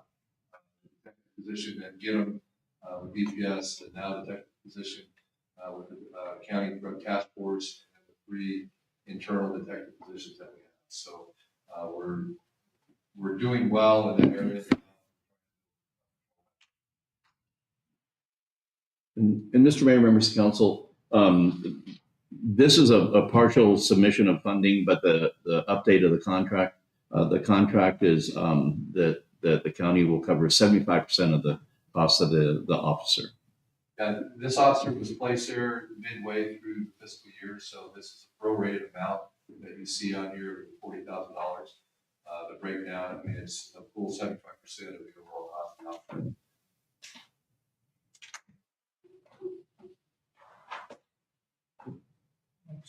Mayor, I would move to approve the intergovernmental agreement with the county drug gang and violent crimes task force for the term of February 1st, 2023 through February 1st, 2024. And for the prior discussion. Second. Motion second for approval of item 6D and waiving the rule. Any further discussion? All those in favor say aye. Any opposed, nay. Any abstaining? Motion passes. Thank you, Mayor. Thank you, council. And it's hard to beat the Cardinals out. I'm saying. Set the bar up. Good luck. We're gonna give you a run for it. Secret. We'll go to action items. Item 7A, consideration possible approval of change order number 2 to contract number PS-2019-0055 with EPS Group, the Upper Canal Creek Bridge Road Design Project in the amount of $134,790 to be funded out of account number 21-80-52201 CIP Canal Creek Bridge and repeal construction inspection specialist contract and corresponding $47,000 requesting funding approved on January 10th, 2023, agenda item 6B. Do we have Jared's name or Luis? Well, Mr. Mayor, there's a scheduling conflict with their availability, so I'm going to present this item. As you recall, I think right before the end of the year in December, we had a line on a local hire that we were going to contract with for inspecting the bridge. And this is a standalone contract just for the bridge work. That person turned out not to be available. We had put that contract in place in case we found one, but with a $5.4 million project, we needed to get somebody on board. We went through our sources. EPS Group was able to locate a highly qualified former ADOT, I believe, inspector. Is he former ADOT? Mm-hmm. I thought. No. This is the actual contractor that's going through there. Anyway, I've seen him so we are contracting through EPS for this person, and they are not only watching everything goes on, filling out the paperwork, the documentation. 99% of the time these, and John says yes, he is a former ADOT, but 99% of the time these things go well. But if there is a debate, the paperwork, all of the documentation of everything that goes on is really important for both the liability and for finishing out the contract. So what was I going to say? So anyway, so this does two things. It does a change order, and all this money is coming out of that $5.4 million that we put in there. It does a change order to fund the EPS contract, and it also repeals that contract that you gave me authority to hire if we had somebody. That is not necessary anymore. So I just want to tidy this up by getting rid of that contract.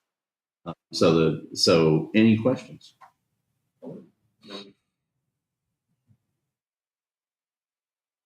Just a comment, Mayor. I know that sounds like a lot of money, but we got a project this big. Yeah. If you don't have somebody watching the shop, you're really going to take it. Well, it is. Yeah. And this is a 9-month contract? It's for the extent of the bridge and then the removal of the cleanup of the site. I believe 9 months, but it fluctuates to the whatever the task requires. So, I could. There are any questions or comments there? Second. Motion second for approval of item 7A. Is there any further discussion? All those in favor say aye. Aye. Any opposed, nay. Any abstaining? Item Thank you. 7B, discussion and consideration.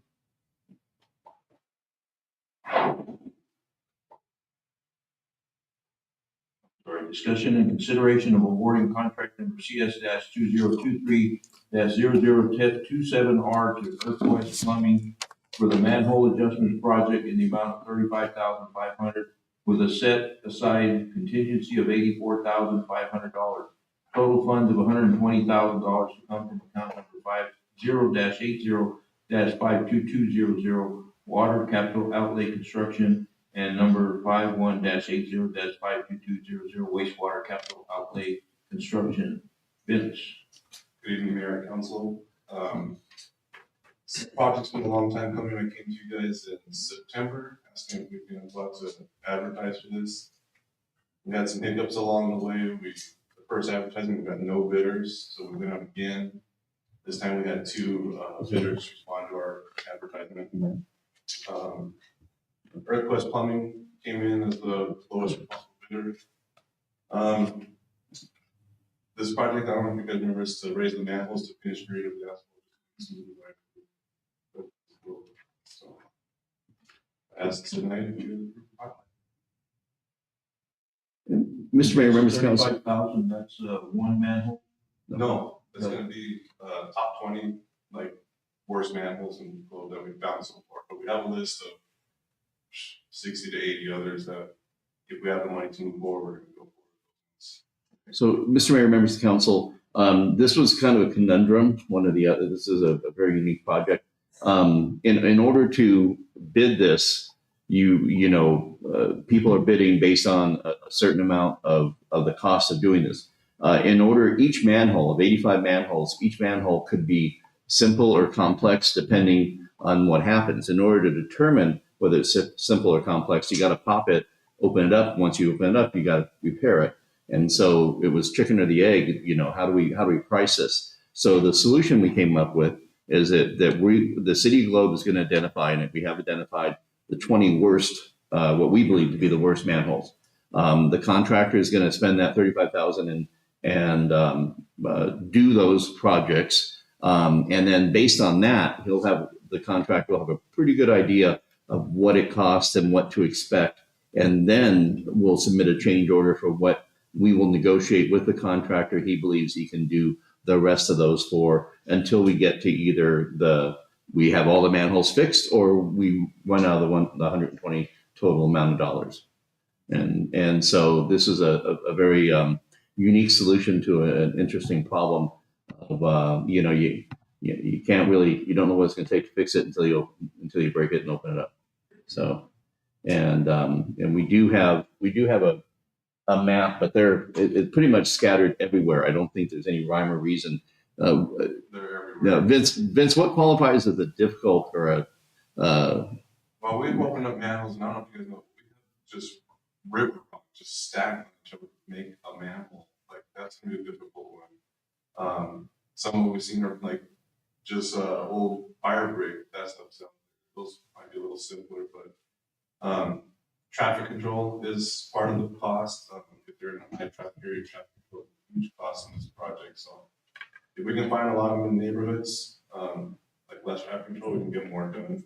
If you guys see them in your neighborhoods, let us know. We can try to find them. So it's kind of hard for all of us to drive around. So if I have them in your districts, let us know. So I would imagine that one would be unique then, right? What it would take to, whether you have to put an extension on it or Yeah. have to dig it all out. Well, yeah, some of them are like, we're gonna see similar ones, because different neighborhoods are all built around the same time. So we're in one neighborhood, they're probably gonna be pretty similar, but across the town, it'll be different. So And we're providing a map that kind of shows the variety of what we have in the neighborhoods. But We have a total of 80 manholes right now. we have more than 80 manholes in our system, but we've identified about 80 of them that need fixed. So, I don't know.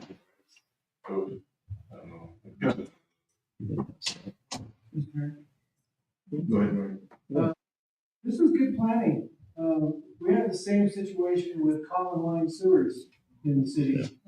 So I'm hearing the same discussion. It's not that we built it wrong. This is what we are presented as a council in a city that's over 120 years old. So I like explaining this to the legislature, telling them the age of our infrastructure. Yeah. So here we are solving, using contingency to solve plans that we've identified, problems that we've identified, and as they come up, we can address them. The really neat thing, and I've run into this already with sewer line projects, common line sewer line projects, is that we put away the money, the citizens relieved to find out that they don't have to pay for this particular repair because it's already in our budget. This may show up again with another phone call. Well, it's like the adage, there's an app for that, there's a solution to that, building it in. I really like that. We're gonna use this money, I know you're gonna find more. Yeah. So, it's good planning, let's prepare for that, and see if we can keep that budget. Thank you, Yeah. Mr. Mayor. And Mr. Mayor, members of council, added benefit. This is a local contractor that felt comfortable bidding and felt comfortable with this configuration. And so we're really excited always to have that local person be the successful bidder. I think he's done some manholes for us. Yeah. Previously too. Yeah, and the more you know about the city, you know about the infrastructure, the more comfortable you are to do a tight bid. People who aren't so familiar are gonna pad a little bit because they're not sure what they're getting into. But that's part of the process, and we are pretty tight on our procurement process. I am told. I see it, but I hear it too.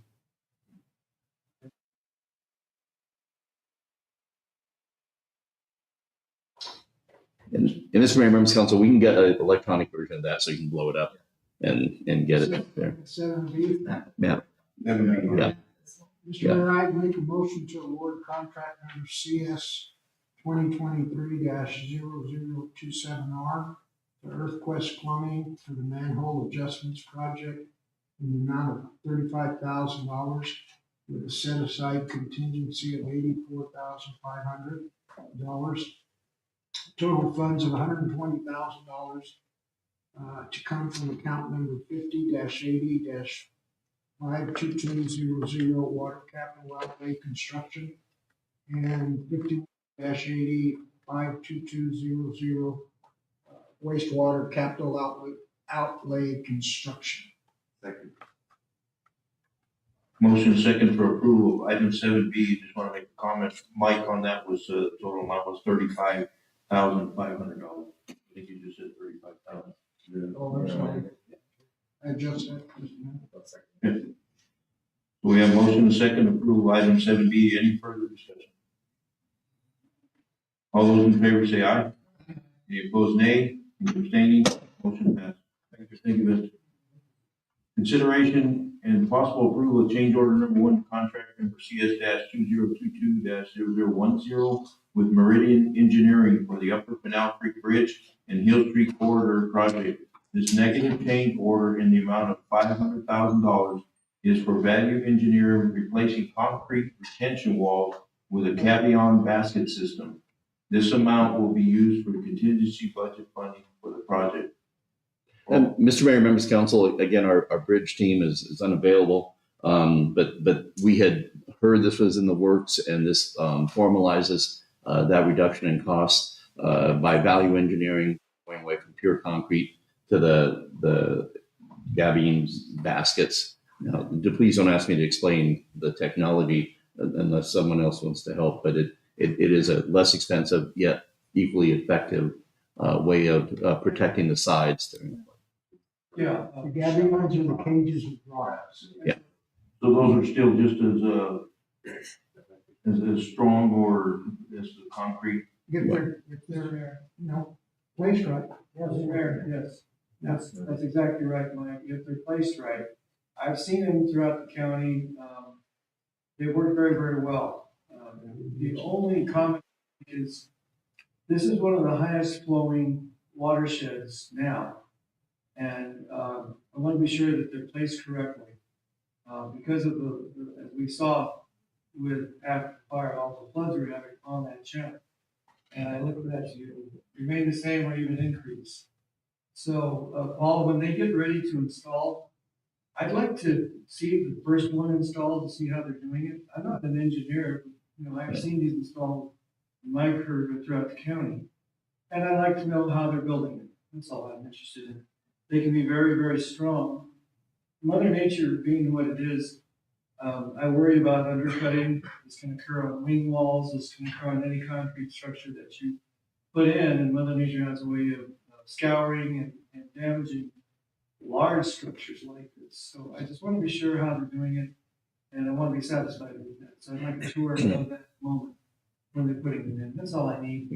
And they work very well. They do work very well, and they're very cost efficient. Just gotta make sure it's done right. Yeah. well, and so Mr. Mayor, members of council, to the questions, I apologize that we don't have an engineer here to explain that. It was on our end, the engineers that decided that it would be something to look at, but it was confirmed by our bridge engineers and also confirmed by the construction company that everybody believes it would work. I know there's flow calcs. I know there's they have many ways of determining, you know, what is effective, and so I think everybody put their heads together and said this would be equally effective. Now, to the method that was laid out by the design, the tech sheets and the detail sheets as to how it is nailed down, anchored down, so it will stay in place, was approved by the engineers. And then we now have a bridge inspector who will make sure that those plans are followed and implemented on site. And that's the beauty of that. Now, so I believe that everybody is on board with the solution, that it will work given all the known factors. I also would be happy to invite everyone for a tour, maybe at different points in the construction. It's always very interesting to see how they do this and see that particular part as to what they're doing. And so we can easily set up as we have at the pool periodically, a visit. Thank you, Mr. Mayor. So this negative amount will go back into the contingency, meaning that project could go below the $5 million mark. Right, and so we still have an account of 5.4 million. We didn't have a hefty contingency on that because we knew this was coming up. We now have a very appropriate contingency. If, you know, a couple months in, we find something that needs to be taking place, we can pull from that.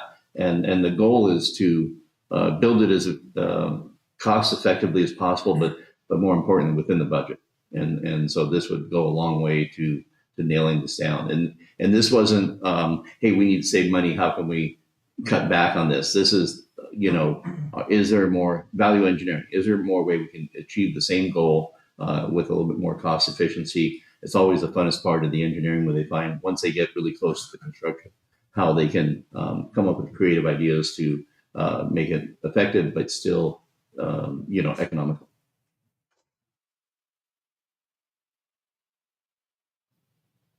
Motion for motion made.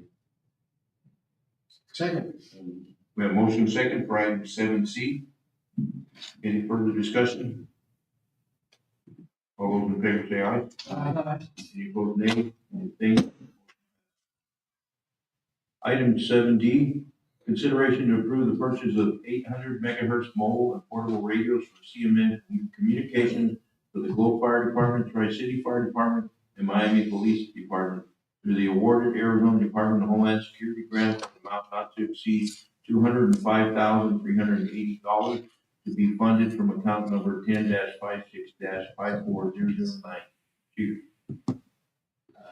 Mayor, council members, this is a continuation of the project that we began back in 2021, when in cooperation with Globe PD, Miami PD, Tri-City Fire District, and also along with and in support of the Gila County Sheriff's Office, we had applied for about, I believe it was just over $311,000 in Homeland Security funding for the replacement and the implementation of an 800 megahertz radio system under a public-private partnership that would put all first responders within the community on the same radio system using the same equipment. Under that original application, the Globe PD was funded in the amount of approximately $80,000, just over that. And with the support from us, the county sheriff's office, in addition, was awarded another, I believe it was a little over $90,000, so almost $200,000 in funding in that initial application process that was awarded to the region. We continued the next year with that, with another application for $205,000, just over $205,000. That, based on the implementation that we had already began the first round, we were awarded the full funding in the second cycle. So we're able to, with this funding now, we're able to go through and complete that entire project within a 2-year span for a total of around $400,000 to bring that project to fruition. Again, this puts all of our first responders on the same radio system using the same radio equipment. It gives us the ability for interoperability, meaning we can bring everybody onto the same channel. We can work together to communicate effectively. This brings the dispatch center up to the standard of this system, brings them on the system, all your fire agencies and all your law agencies together to do that. Chief Walters' support was part of the regional advisory committee along with the sheriff's office. This has been something for my entire career that we want to have that ability where we don't have separate radio systems. We don't have each of us trying to piecemeal something together to be operational. We have everybody operating on the same page, using the same thing to get the job done. With this, we're looking to use state contract, again, that's from CN Communications. That will allow us to complete the purchase, and by the end of the calendar year, somewhere around there, this is operational. There's some work that's being done to hopefully bring Madera Peak online as well, give us enhanced coverage on the system. Chief, is there a 5% match on this grant? There is no match. No match on this one, so there's not a 5%. And then the city of Globe is the administrator of this contract or this grant to follow through all the quarterly reporting and stuff like that. Correct. We've acted as the administrator for the initial one. We acted as the administrator for this one. We're the pass-through entity, meaning we're going to the city of Globe expend the funds to procure the equipment. The city of Globe covers those costs from the grant, and we receive the equipment, and in turn it's dispersed out to each of the agencies based on the quantities that we've identified through conversations. Based on different costs when we applied for the grant, now costs have changed a little bit, so we've had some discussions on numbers of equipment, where we stand, and come to some agreements on how we make that work, and get everybody what we need to be able to. Right. Mostly common for a question or two. Back in the day, going to an 800 megahertz system for the region was just not possible. Radio communications were piecemeal. It was very hard to get together in the region to agree to a common set of operational radio systems. That day is long gone. What I'm seeing now is where we should be, and sharing the wealth, if you will, of making this an interoperable system. So the only questions I have for you, both chiefs, if you want to comment on this, are you, on a regional basis, are you satisfied with the quality of network that we are going to use now? Are you happy with the network? And, back in the day, there were deficiencies. We didn't have enough computers, and couldn't afford enough equipment. Are you satisfied with the network as it stands with this improvement? With the identified improvement of Madera Online, that will add some redundancy to the system.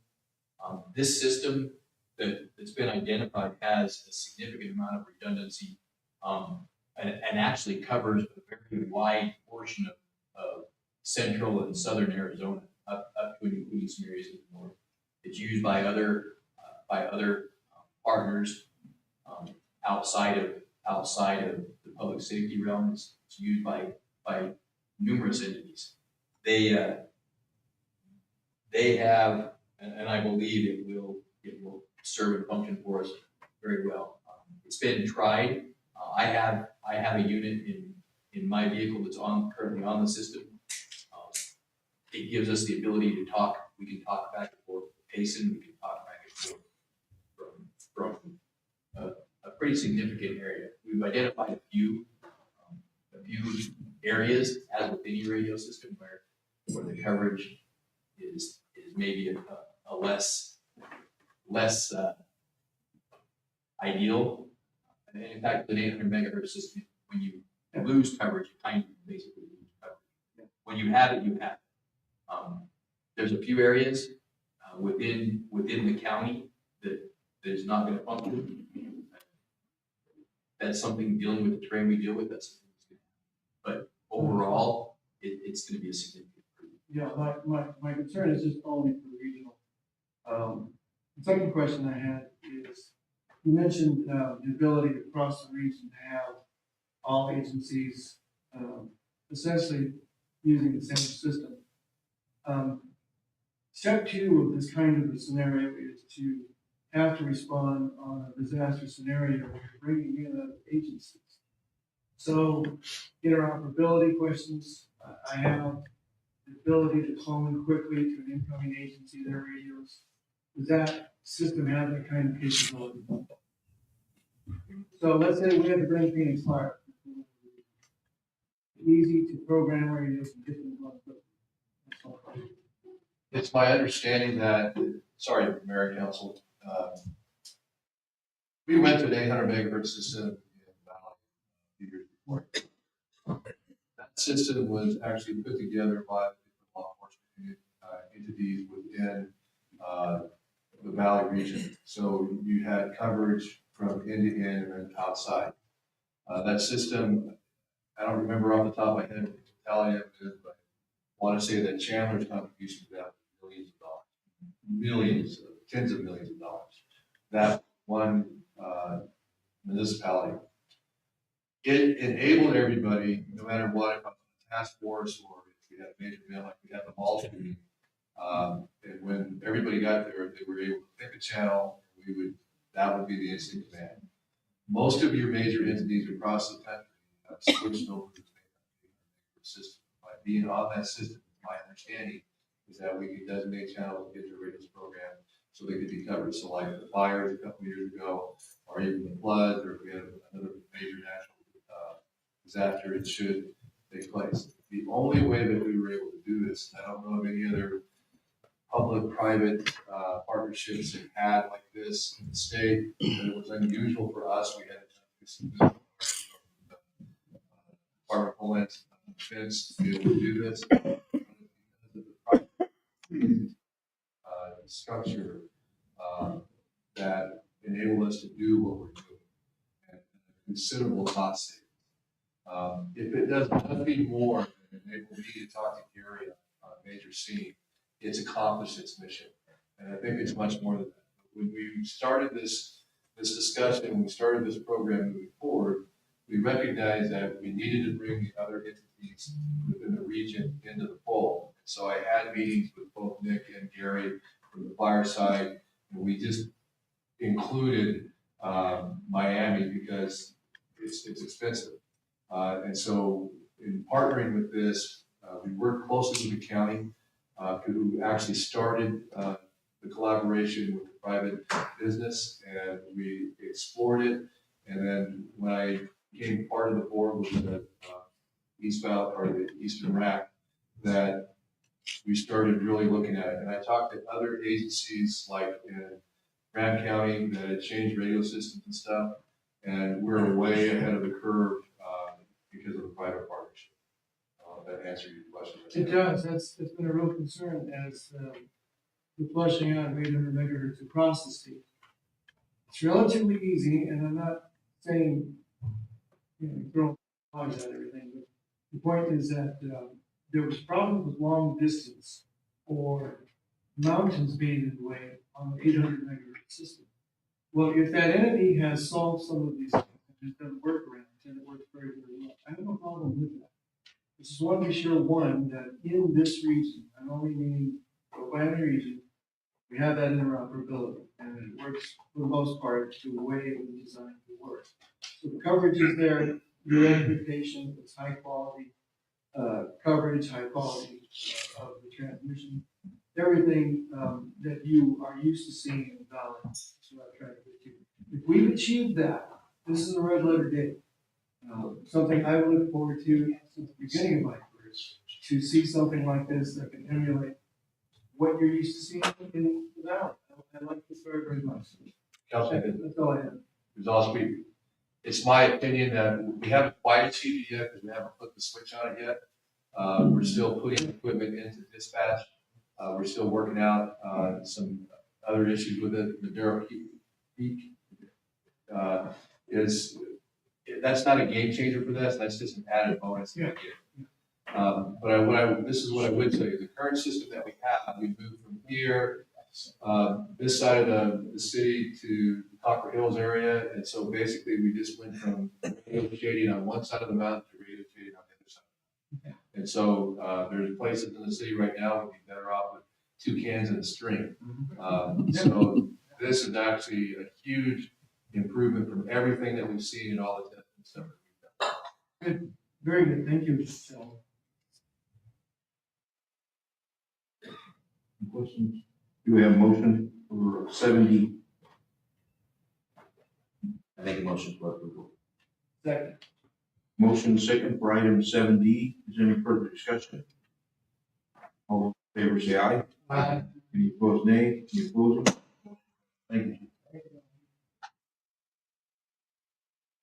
8, late agenda items. We have item 8, discussion and consideration to approve the purchase for the Street Smart VR training system for the Globe Police Department in the amount of $24,474.10 from account number 10-57-52000 and request to waive section 24-10A prior discussion. Good evening, Mayor. Good evening, Council. I'm not sure how familiar council is with virtual reality systems. This system is designed, so basically what this system does is what we do with our training, like with our BAT system, where in the beginning it was like projected on the wall and it had pre-recording and you interacted with it, just talking to it. 2 years ago, we went and looked at the Virtua system down in Tempe, which it was almost 360 degrees. You kind of walk inside and it creates a system where you've got to look over your shoulder, you have better interaction, you can do some things with it. That system was extremely expensive. We were looking at possibly some grants and stuff. This last fall, I was able to attend the International Association of Police Conference in Texas, and while there were certain things we were looking at, trying to identify that we wanted to bring to the area. This virtual reality system we came across, we tested it out at the conference, at the show, and we were wholeheartedly impressed. What this enabled us to do is it enables us to provide training for officers for de-escalation, dealing with mentally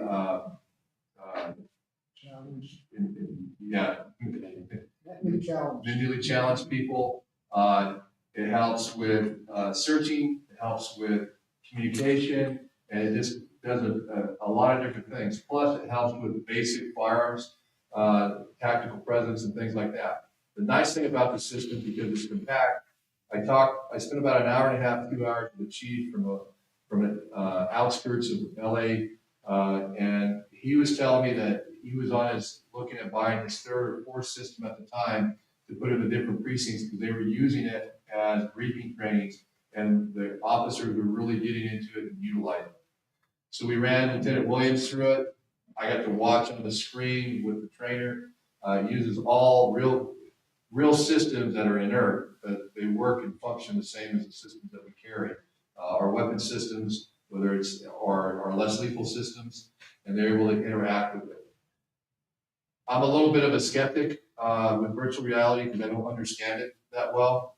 But what I saw, and after talking to some of my peers on it, I found this is hugely beneficial and it's cost effective. This is a tenth of the price of the Virtua system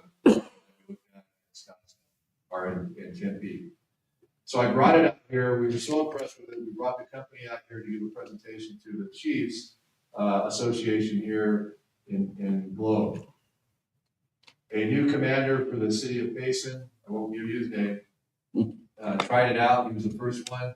They set it up. And so basically what it is, it's a computer and a headset, and then the different weapon systems that you can utilize for it. And so you can see on the computer what the student is looking at through the headset and the interaction that they have.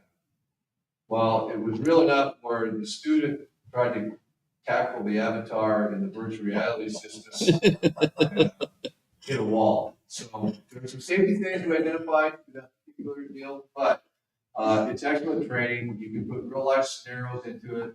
You can create some scenarios. It comes with about 40 to 60 different scenarios that you can use, and then some practice stuff. So if you have an officer that is having trouble with firearms, you can go through some different scenarios. Some of the exact same shooting scenarios that we would use in the range in Chandler for training, you can set up exactly the same way in the system. So it's very inexpensive, but it's very user-friendly, and it's incredibly beneficial to the training levels of the officers. And hopefully if we get it before the next citizens gathering.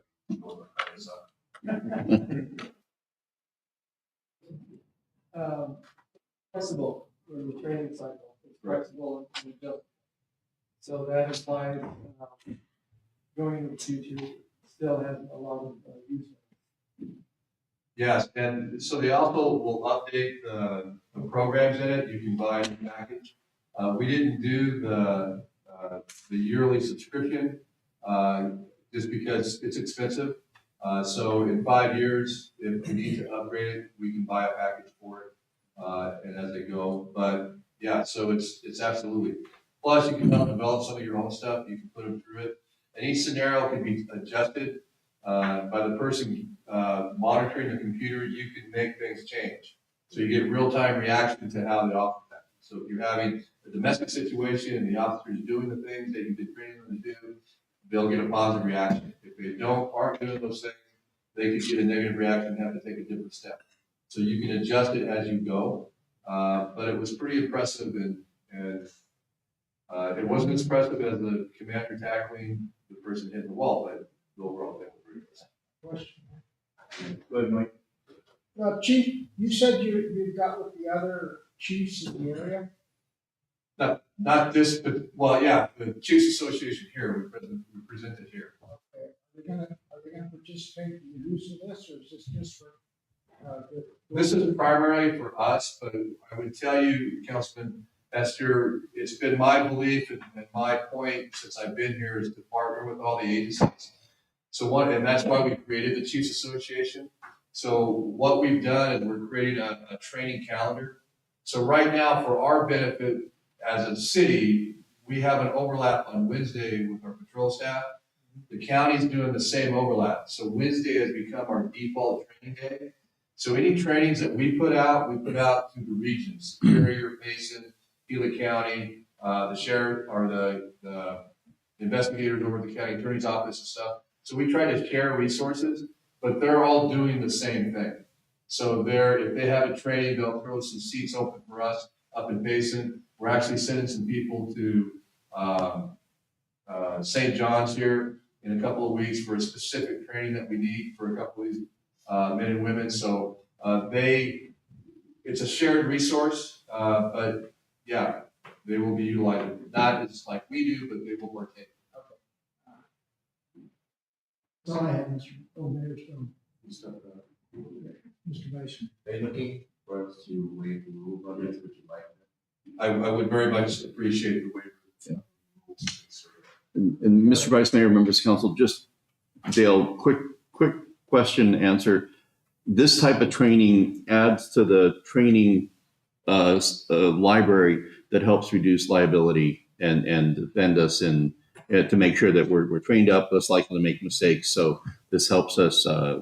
It absolutely does. It puts these officers in realistic life scenarios where we can really focus in on the things that we need to make the adjustments we have to do. So it's hugely beneficial. It's part of like the judgment shoots that Arizona Post requires. Yeah. You can do your judgment shoots through this system. It's like you could fax, but you can take it much farther and more realistic. So it's hugely beneficial. Okay. And you're going to use it over here in the police department, or you have a space you're going to? Yeah, so in the police department downstairs, in where the locker room is, in the fallout shelter, it'll most likely be set up down there. We have a closet that we're going to put a small desk in for the computer operating it, and then set it up down there so it can be utilized down there. With added walls. Added walls.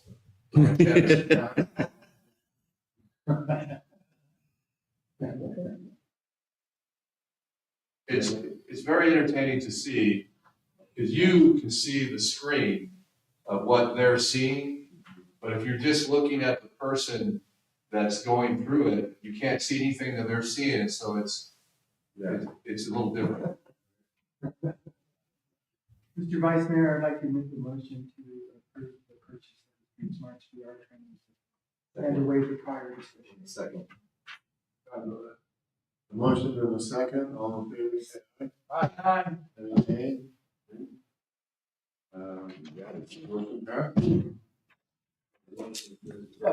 Any abstaining? Thank you, Council. Item 8B. Okay. You have 5 minutes. Okay. So. Presentation of the legislative. Yeah. So I have a long list of bills. We all do. I will tell you that everybody knows this already, that they're headhunting for removing local control and exempting taxation sources. I think that council knows best how to run the business of Globe more so than anyone down at the state. And don't ask me, I can't explain why they choose to focus on these local control issues. The other problem we see every time they exempt one item, we have taxation system that spreads around and gets a little bit from here, a little bit from there, and it all chips into the money that we operate, provide professional municipal services. Every time they take one item off of that list, they exempt that item. It just puts more burden on the other sources. And then then someone can say, well, no, look at the taxes on this item, so we need to exempt that. It's a circular process. Every time you exempt something, it puts pressure on other items to be exempted because it forces us to shift or others to shift. So just I'm just going to go through my hit list. I think I have about 3.5 minutes left. Mayor, they gave me 5 minutes. A couple things. A good thing, Mayor, I know that you're getting on. Jennifer Toth was nominated by Governor Hobbs for the ADOT. She's a longtime state engineer, Maricopa County engineer, good non-controversial source. But we want to chime in with. I think RTAC wants to support her, and I talked to Jerry tonight about us putting together a letter in support, just with Jerry's knowledge of that. I've worked with her before. She's a good egg and really be good for the state. There is House Bill, the 23. Is that filling Steve Stratton's position? Halakowski. This is the administrator. This is the director of ADOT, not the board. Yeah, they would. She would be the director, and the board would be her body. She would replace Tallahassee. Yes, she would replace Helga, who was here from, I think, 2008. Yeah, he's here a long Yeah, so. And, Support coming from the council or? well, I don't think we'd have time for that. What I think we'd have Jerry put together a letter and Mayor just ask you to sign that. And I think just that would help. But Jerry can write it in such a way. I think they'll make a decision by next week, but we have a part-time Right. doing tomorrow. And Mayor, I would encourage you on RTAC to encourage all the entities to do their own letter. It doesn't take much. But we, if it's a good person, let's, not hold back on anything and get her across the finish line. So, they want to hear from those who know. TJ's on that committee, right? I believe so. Yeah. So, yeah, TJ is well spoken. He was at the CAG event, and man, he very, of all the people down there, he really does listen and try to work with everybody. You don't see, Mayor, you don't see the characteristics that you were so put off by coming from TJ. So the HB 2396, this is the Greater Arizona Transportation Projects. This is the list of projects that CAG put together in July of 22. Yeah, what's that? House bill or Senate? It's a House bill. It went through Transportation, which is Representative Cook's committee. It passed out. But in just picking up an email, I got about 719 here from Kevin Adams. There's still a lot of rumblings about sidewalks. There's rumblings about why is the state paying for local projects. And then there's also rumblings from the chair of the Appropriations Committee that state money should be spent on this. And so we're going to do our best to get this passed across the finish line. But from what I'm seeing in committee, the reports out of committee today, 50-50 at best. And that's So, why we're trying to get funding for that- the GSA side. Yeah, the GES. Now we put in, at the time, we put in 3 projects. One of them was additional money for Connie's Bridge. One was additional money for Cottonwood Bridge, and then the Jess Hayes. Connie's and Cottonwood, we have now, we're on track for funding for Cottonwood. We have Connie's already on, funded. So we would focus down on the sidewalks. But just as the legislature couldn't kind of wrap their head around funding an aquatic center through some type of a taxing district, well, the city should pay for that. They just can't understand that why sidewalks are so important and something that is so out of reach for us. And it's a joint project. Half of it's in the county, half of it's here. So, It's going to become a major corridor. yeah. With the aquatic Yeah. center and everything we're doing out there. And college, Exactly. The housing But- development, the college. Well, and I will say we kind of started this trend of having the state fund local projects when we did the Connie's Bridge and Senator Pratt got that money, and then a lot of people came in, and then this is kind of a thing. I think the pendulum is swaying against that, but like I say, we will keep pushing for funding sources where we can do. And Representative Cook needs the road to be nice and safe for him when he drives. Well, He gets right up that road. And if like I say, Representative Cook is the chair of the transportation. He would have the most information. One of the things that he asked for, I think at the CAG meeting, was a letter from the entity saying that these are already funded or no, already designed. And I have Jerry working on a letter to supply before this goes to Cal, the committee of the whole, showing that it is the one we want. I think by the time that this money becomes available, we could have this fully designed. Mayor. Yeah, David Cook commanded the board for a little bit there. One of the things that he talked about is instead of trying to fight for funding for a hypothetical project, he wants it basically to be shovel ready, so that when he commits money to something, it's actually going to see the daylight and happen instead of fighting over imaginary things that hopefully will happen down the road. Because a lot of those projects that we were discussing at RTAC were pie in the sky projects. Well, and I wouldn't go pie in the sky, but I would say that these are tough projects, and majority of them have not had the design phase put into it. And so, if we have to back our request down to design, or if we can make sure that our design can land at the same time as the money, then if it's going to be shovel ready in September, when the 90 days has passed and passage of the bill, we can work that through. We're going to put a letter together and explain where we're at and see where it lays. But this is one that you're all able to have that conversation. I would encourage you, and we'll be watching it and see if there's any best way we can apply our conversation. Well, can he also went on to say that, for example, if you need money for design, then ask for the money for design. And that way we know what they're actually funding. So it's not ruled out that you could use it for that. And some of these decisions really affect the rural community. What frustrates me the most is they're trying to pass a bill, and Andrew said it right, it's law, but they're taking away control of the local government. They're trying to control the legislature in the state, and they're taking away that control from us. Oh, They don't know what our rural community knows. Many examples. They just feel that they have that power to step in.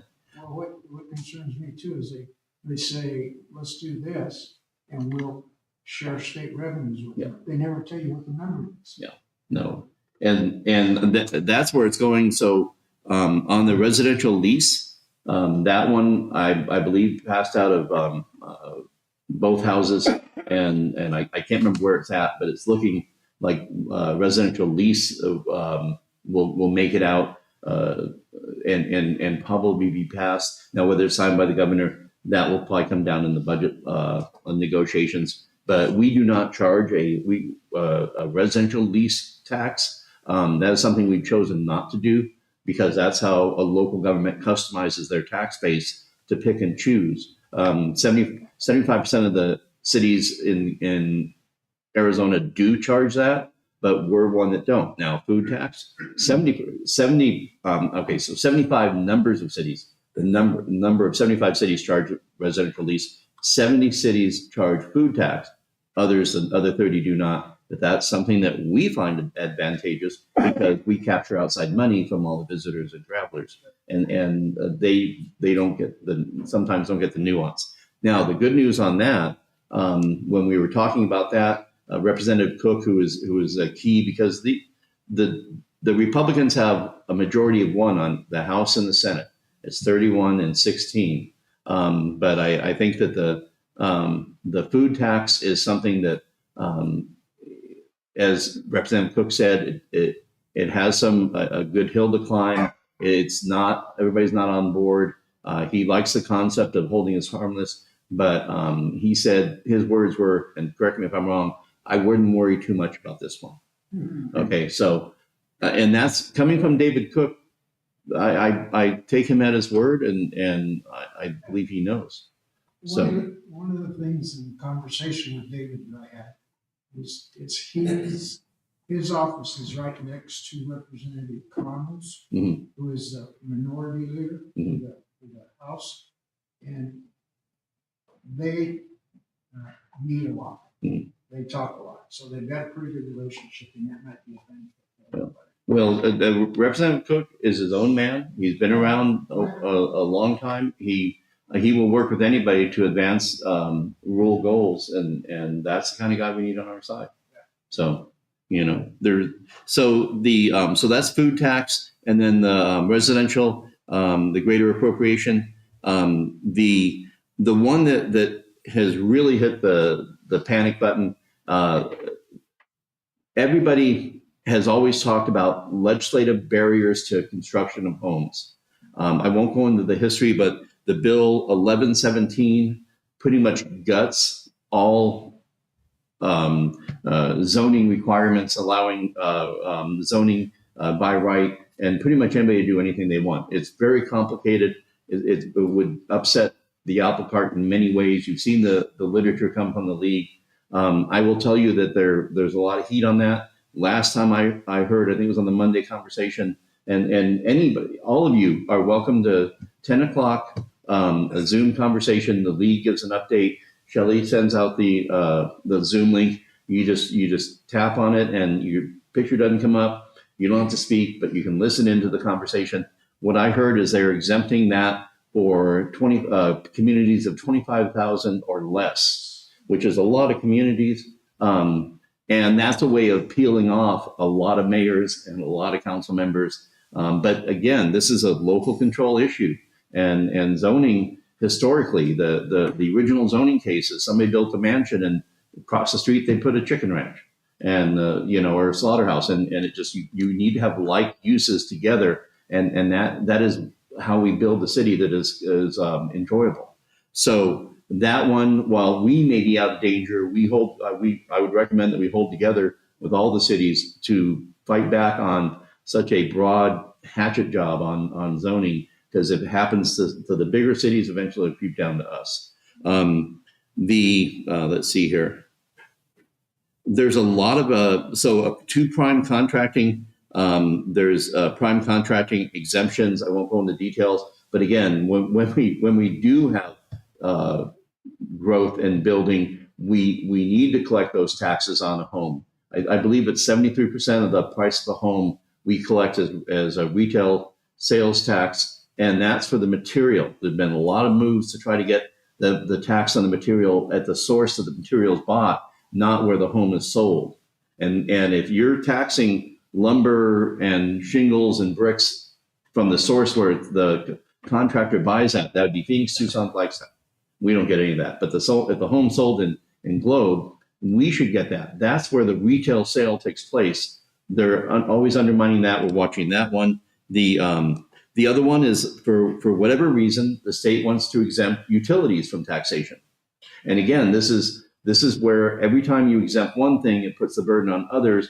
It wouldn't affect us. We would, but again, it undercuts their collection of TPT, which is we get a share of. We get the 18%, and that would lower our take there also. So, we can't explain them. All I can do is we can identify them and push back on them. And then for whatever reason, so maybe I know the reason, but when we talk about residential rental, we talk about food tax, and we say we will have to cut fire and police, because if we lose that funding, we have to find some other money to cut fire and police. And they're like, the legislature said, well, you always throw fire and police under there. Why is that?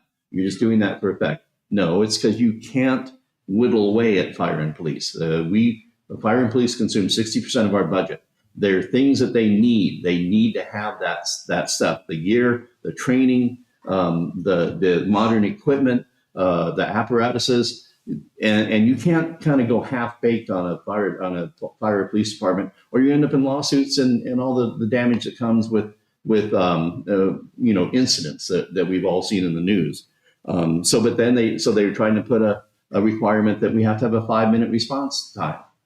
They're trying to have then there's a requirement. This one is just absolutely clear what they're trying to do. A bill that says we could not reduce public spending safety. And it's like, well, what if we got a bump of money? We spent it on public safety one year, but that bump of money came away, and they would take our state share equal to the money that we reduced public safety. I mean, it's ludicrous that they believe they are going to manage how we allocate our money so we can provide services. But and this is what we're facing right now. But the league is there pushing back. Other things, VLT, that you limit the use of VLT. There's many other that I can't bring up right now. I won't bring up right now. But it seems to be that public safety, exempting taxing, and local control are the themes of this. Now, there is a good bill out there that the Peterson, the president of the Senate, is running, which gives us option to not have to take everything to a public hearing and to zoning and council administrative to approve certain things that are fundamental. And that's a legitimate bill to hurry up the process. If we can do things administratively, it's not that we have to, but we have the option. If there's something we do all the time to get housing going, we can just do administration, a CPU, a temporary thing. it gives us some flexibility. That's a good bill that the league is supporting that. Let's see here. I think if there's anything else. No, I think that covers it. I mean, the list there. Only good news I've heard is that they did not file as many bills. They're down about 30% less of the number of bills that they filed. So there's not that many out there, but some of them are pretty impactful. And it's, they're putting these forward. They're trying to get them across the finish line. Eventually, they have to be approved by the House, Senate, and signed by the governor. They have to be reduced by the end of this week. They have to have a committee hearing by the end of this week, and then they cross over. But some, like the food tax, residential lease, they run companion ones as they go at the same time, and they meet together, and then they just screw them up, and that saves time. So I apologize. Well, there are questions. I've been watching it on Zoom. Yeah. You take notes And there's a really good newsletter. If you have any desire to follow this more closely, there's a newsletter that we get that we can share also that is really good. It's better. I like it better than Capital Times. It's really succinct. It's somebody down there watching it. I've sent it to you, and I'll show you, and we can get that. And so I'll send the next copy I see, and it's if you want to read it, just let me know, and I'll keep sending it to you. Yeah.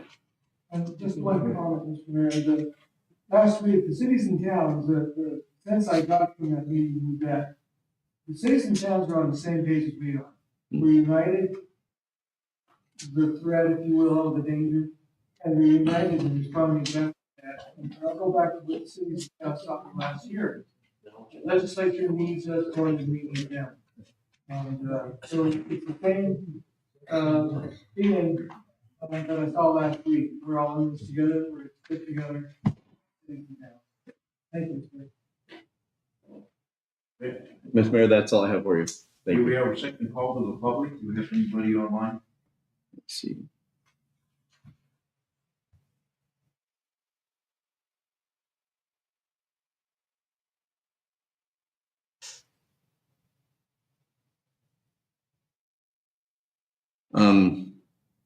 We do have one email that came in at 6:41. It's from a person by the name of Goody Hindenburg, and asks, who do I need to contact to get my street paved? Thank you.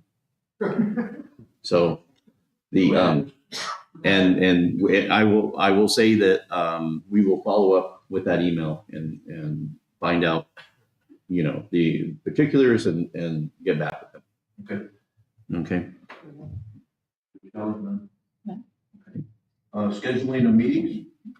I think we're good. The HVAC? We have that one? Yeah.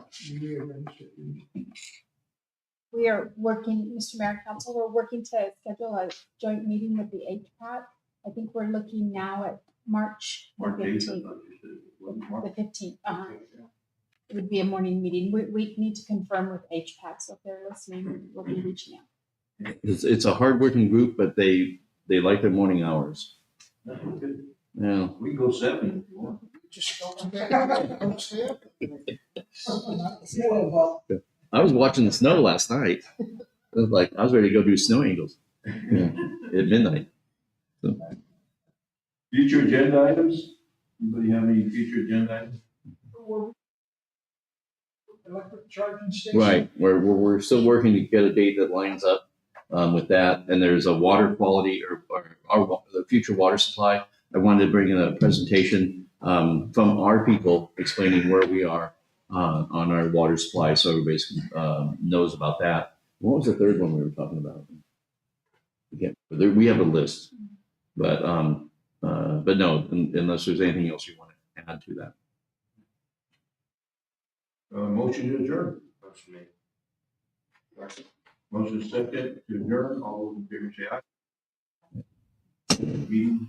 All right, Mr. Mayor, members of council, thank you. Thank you for attending.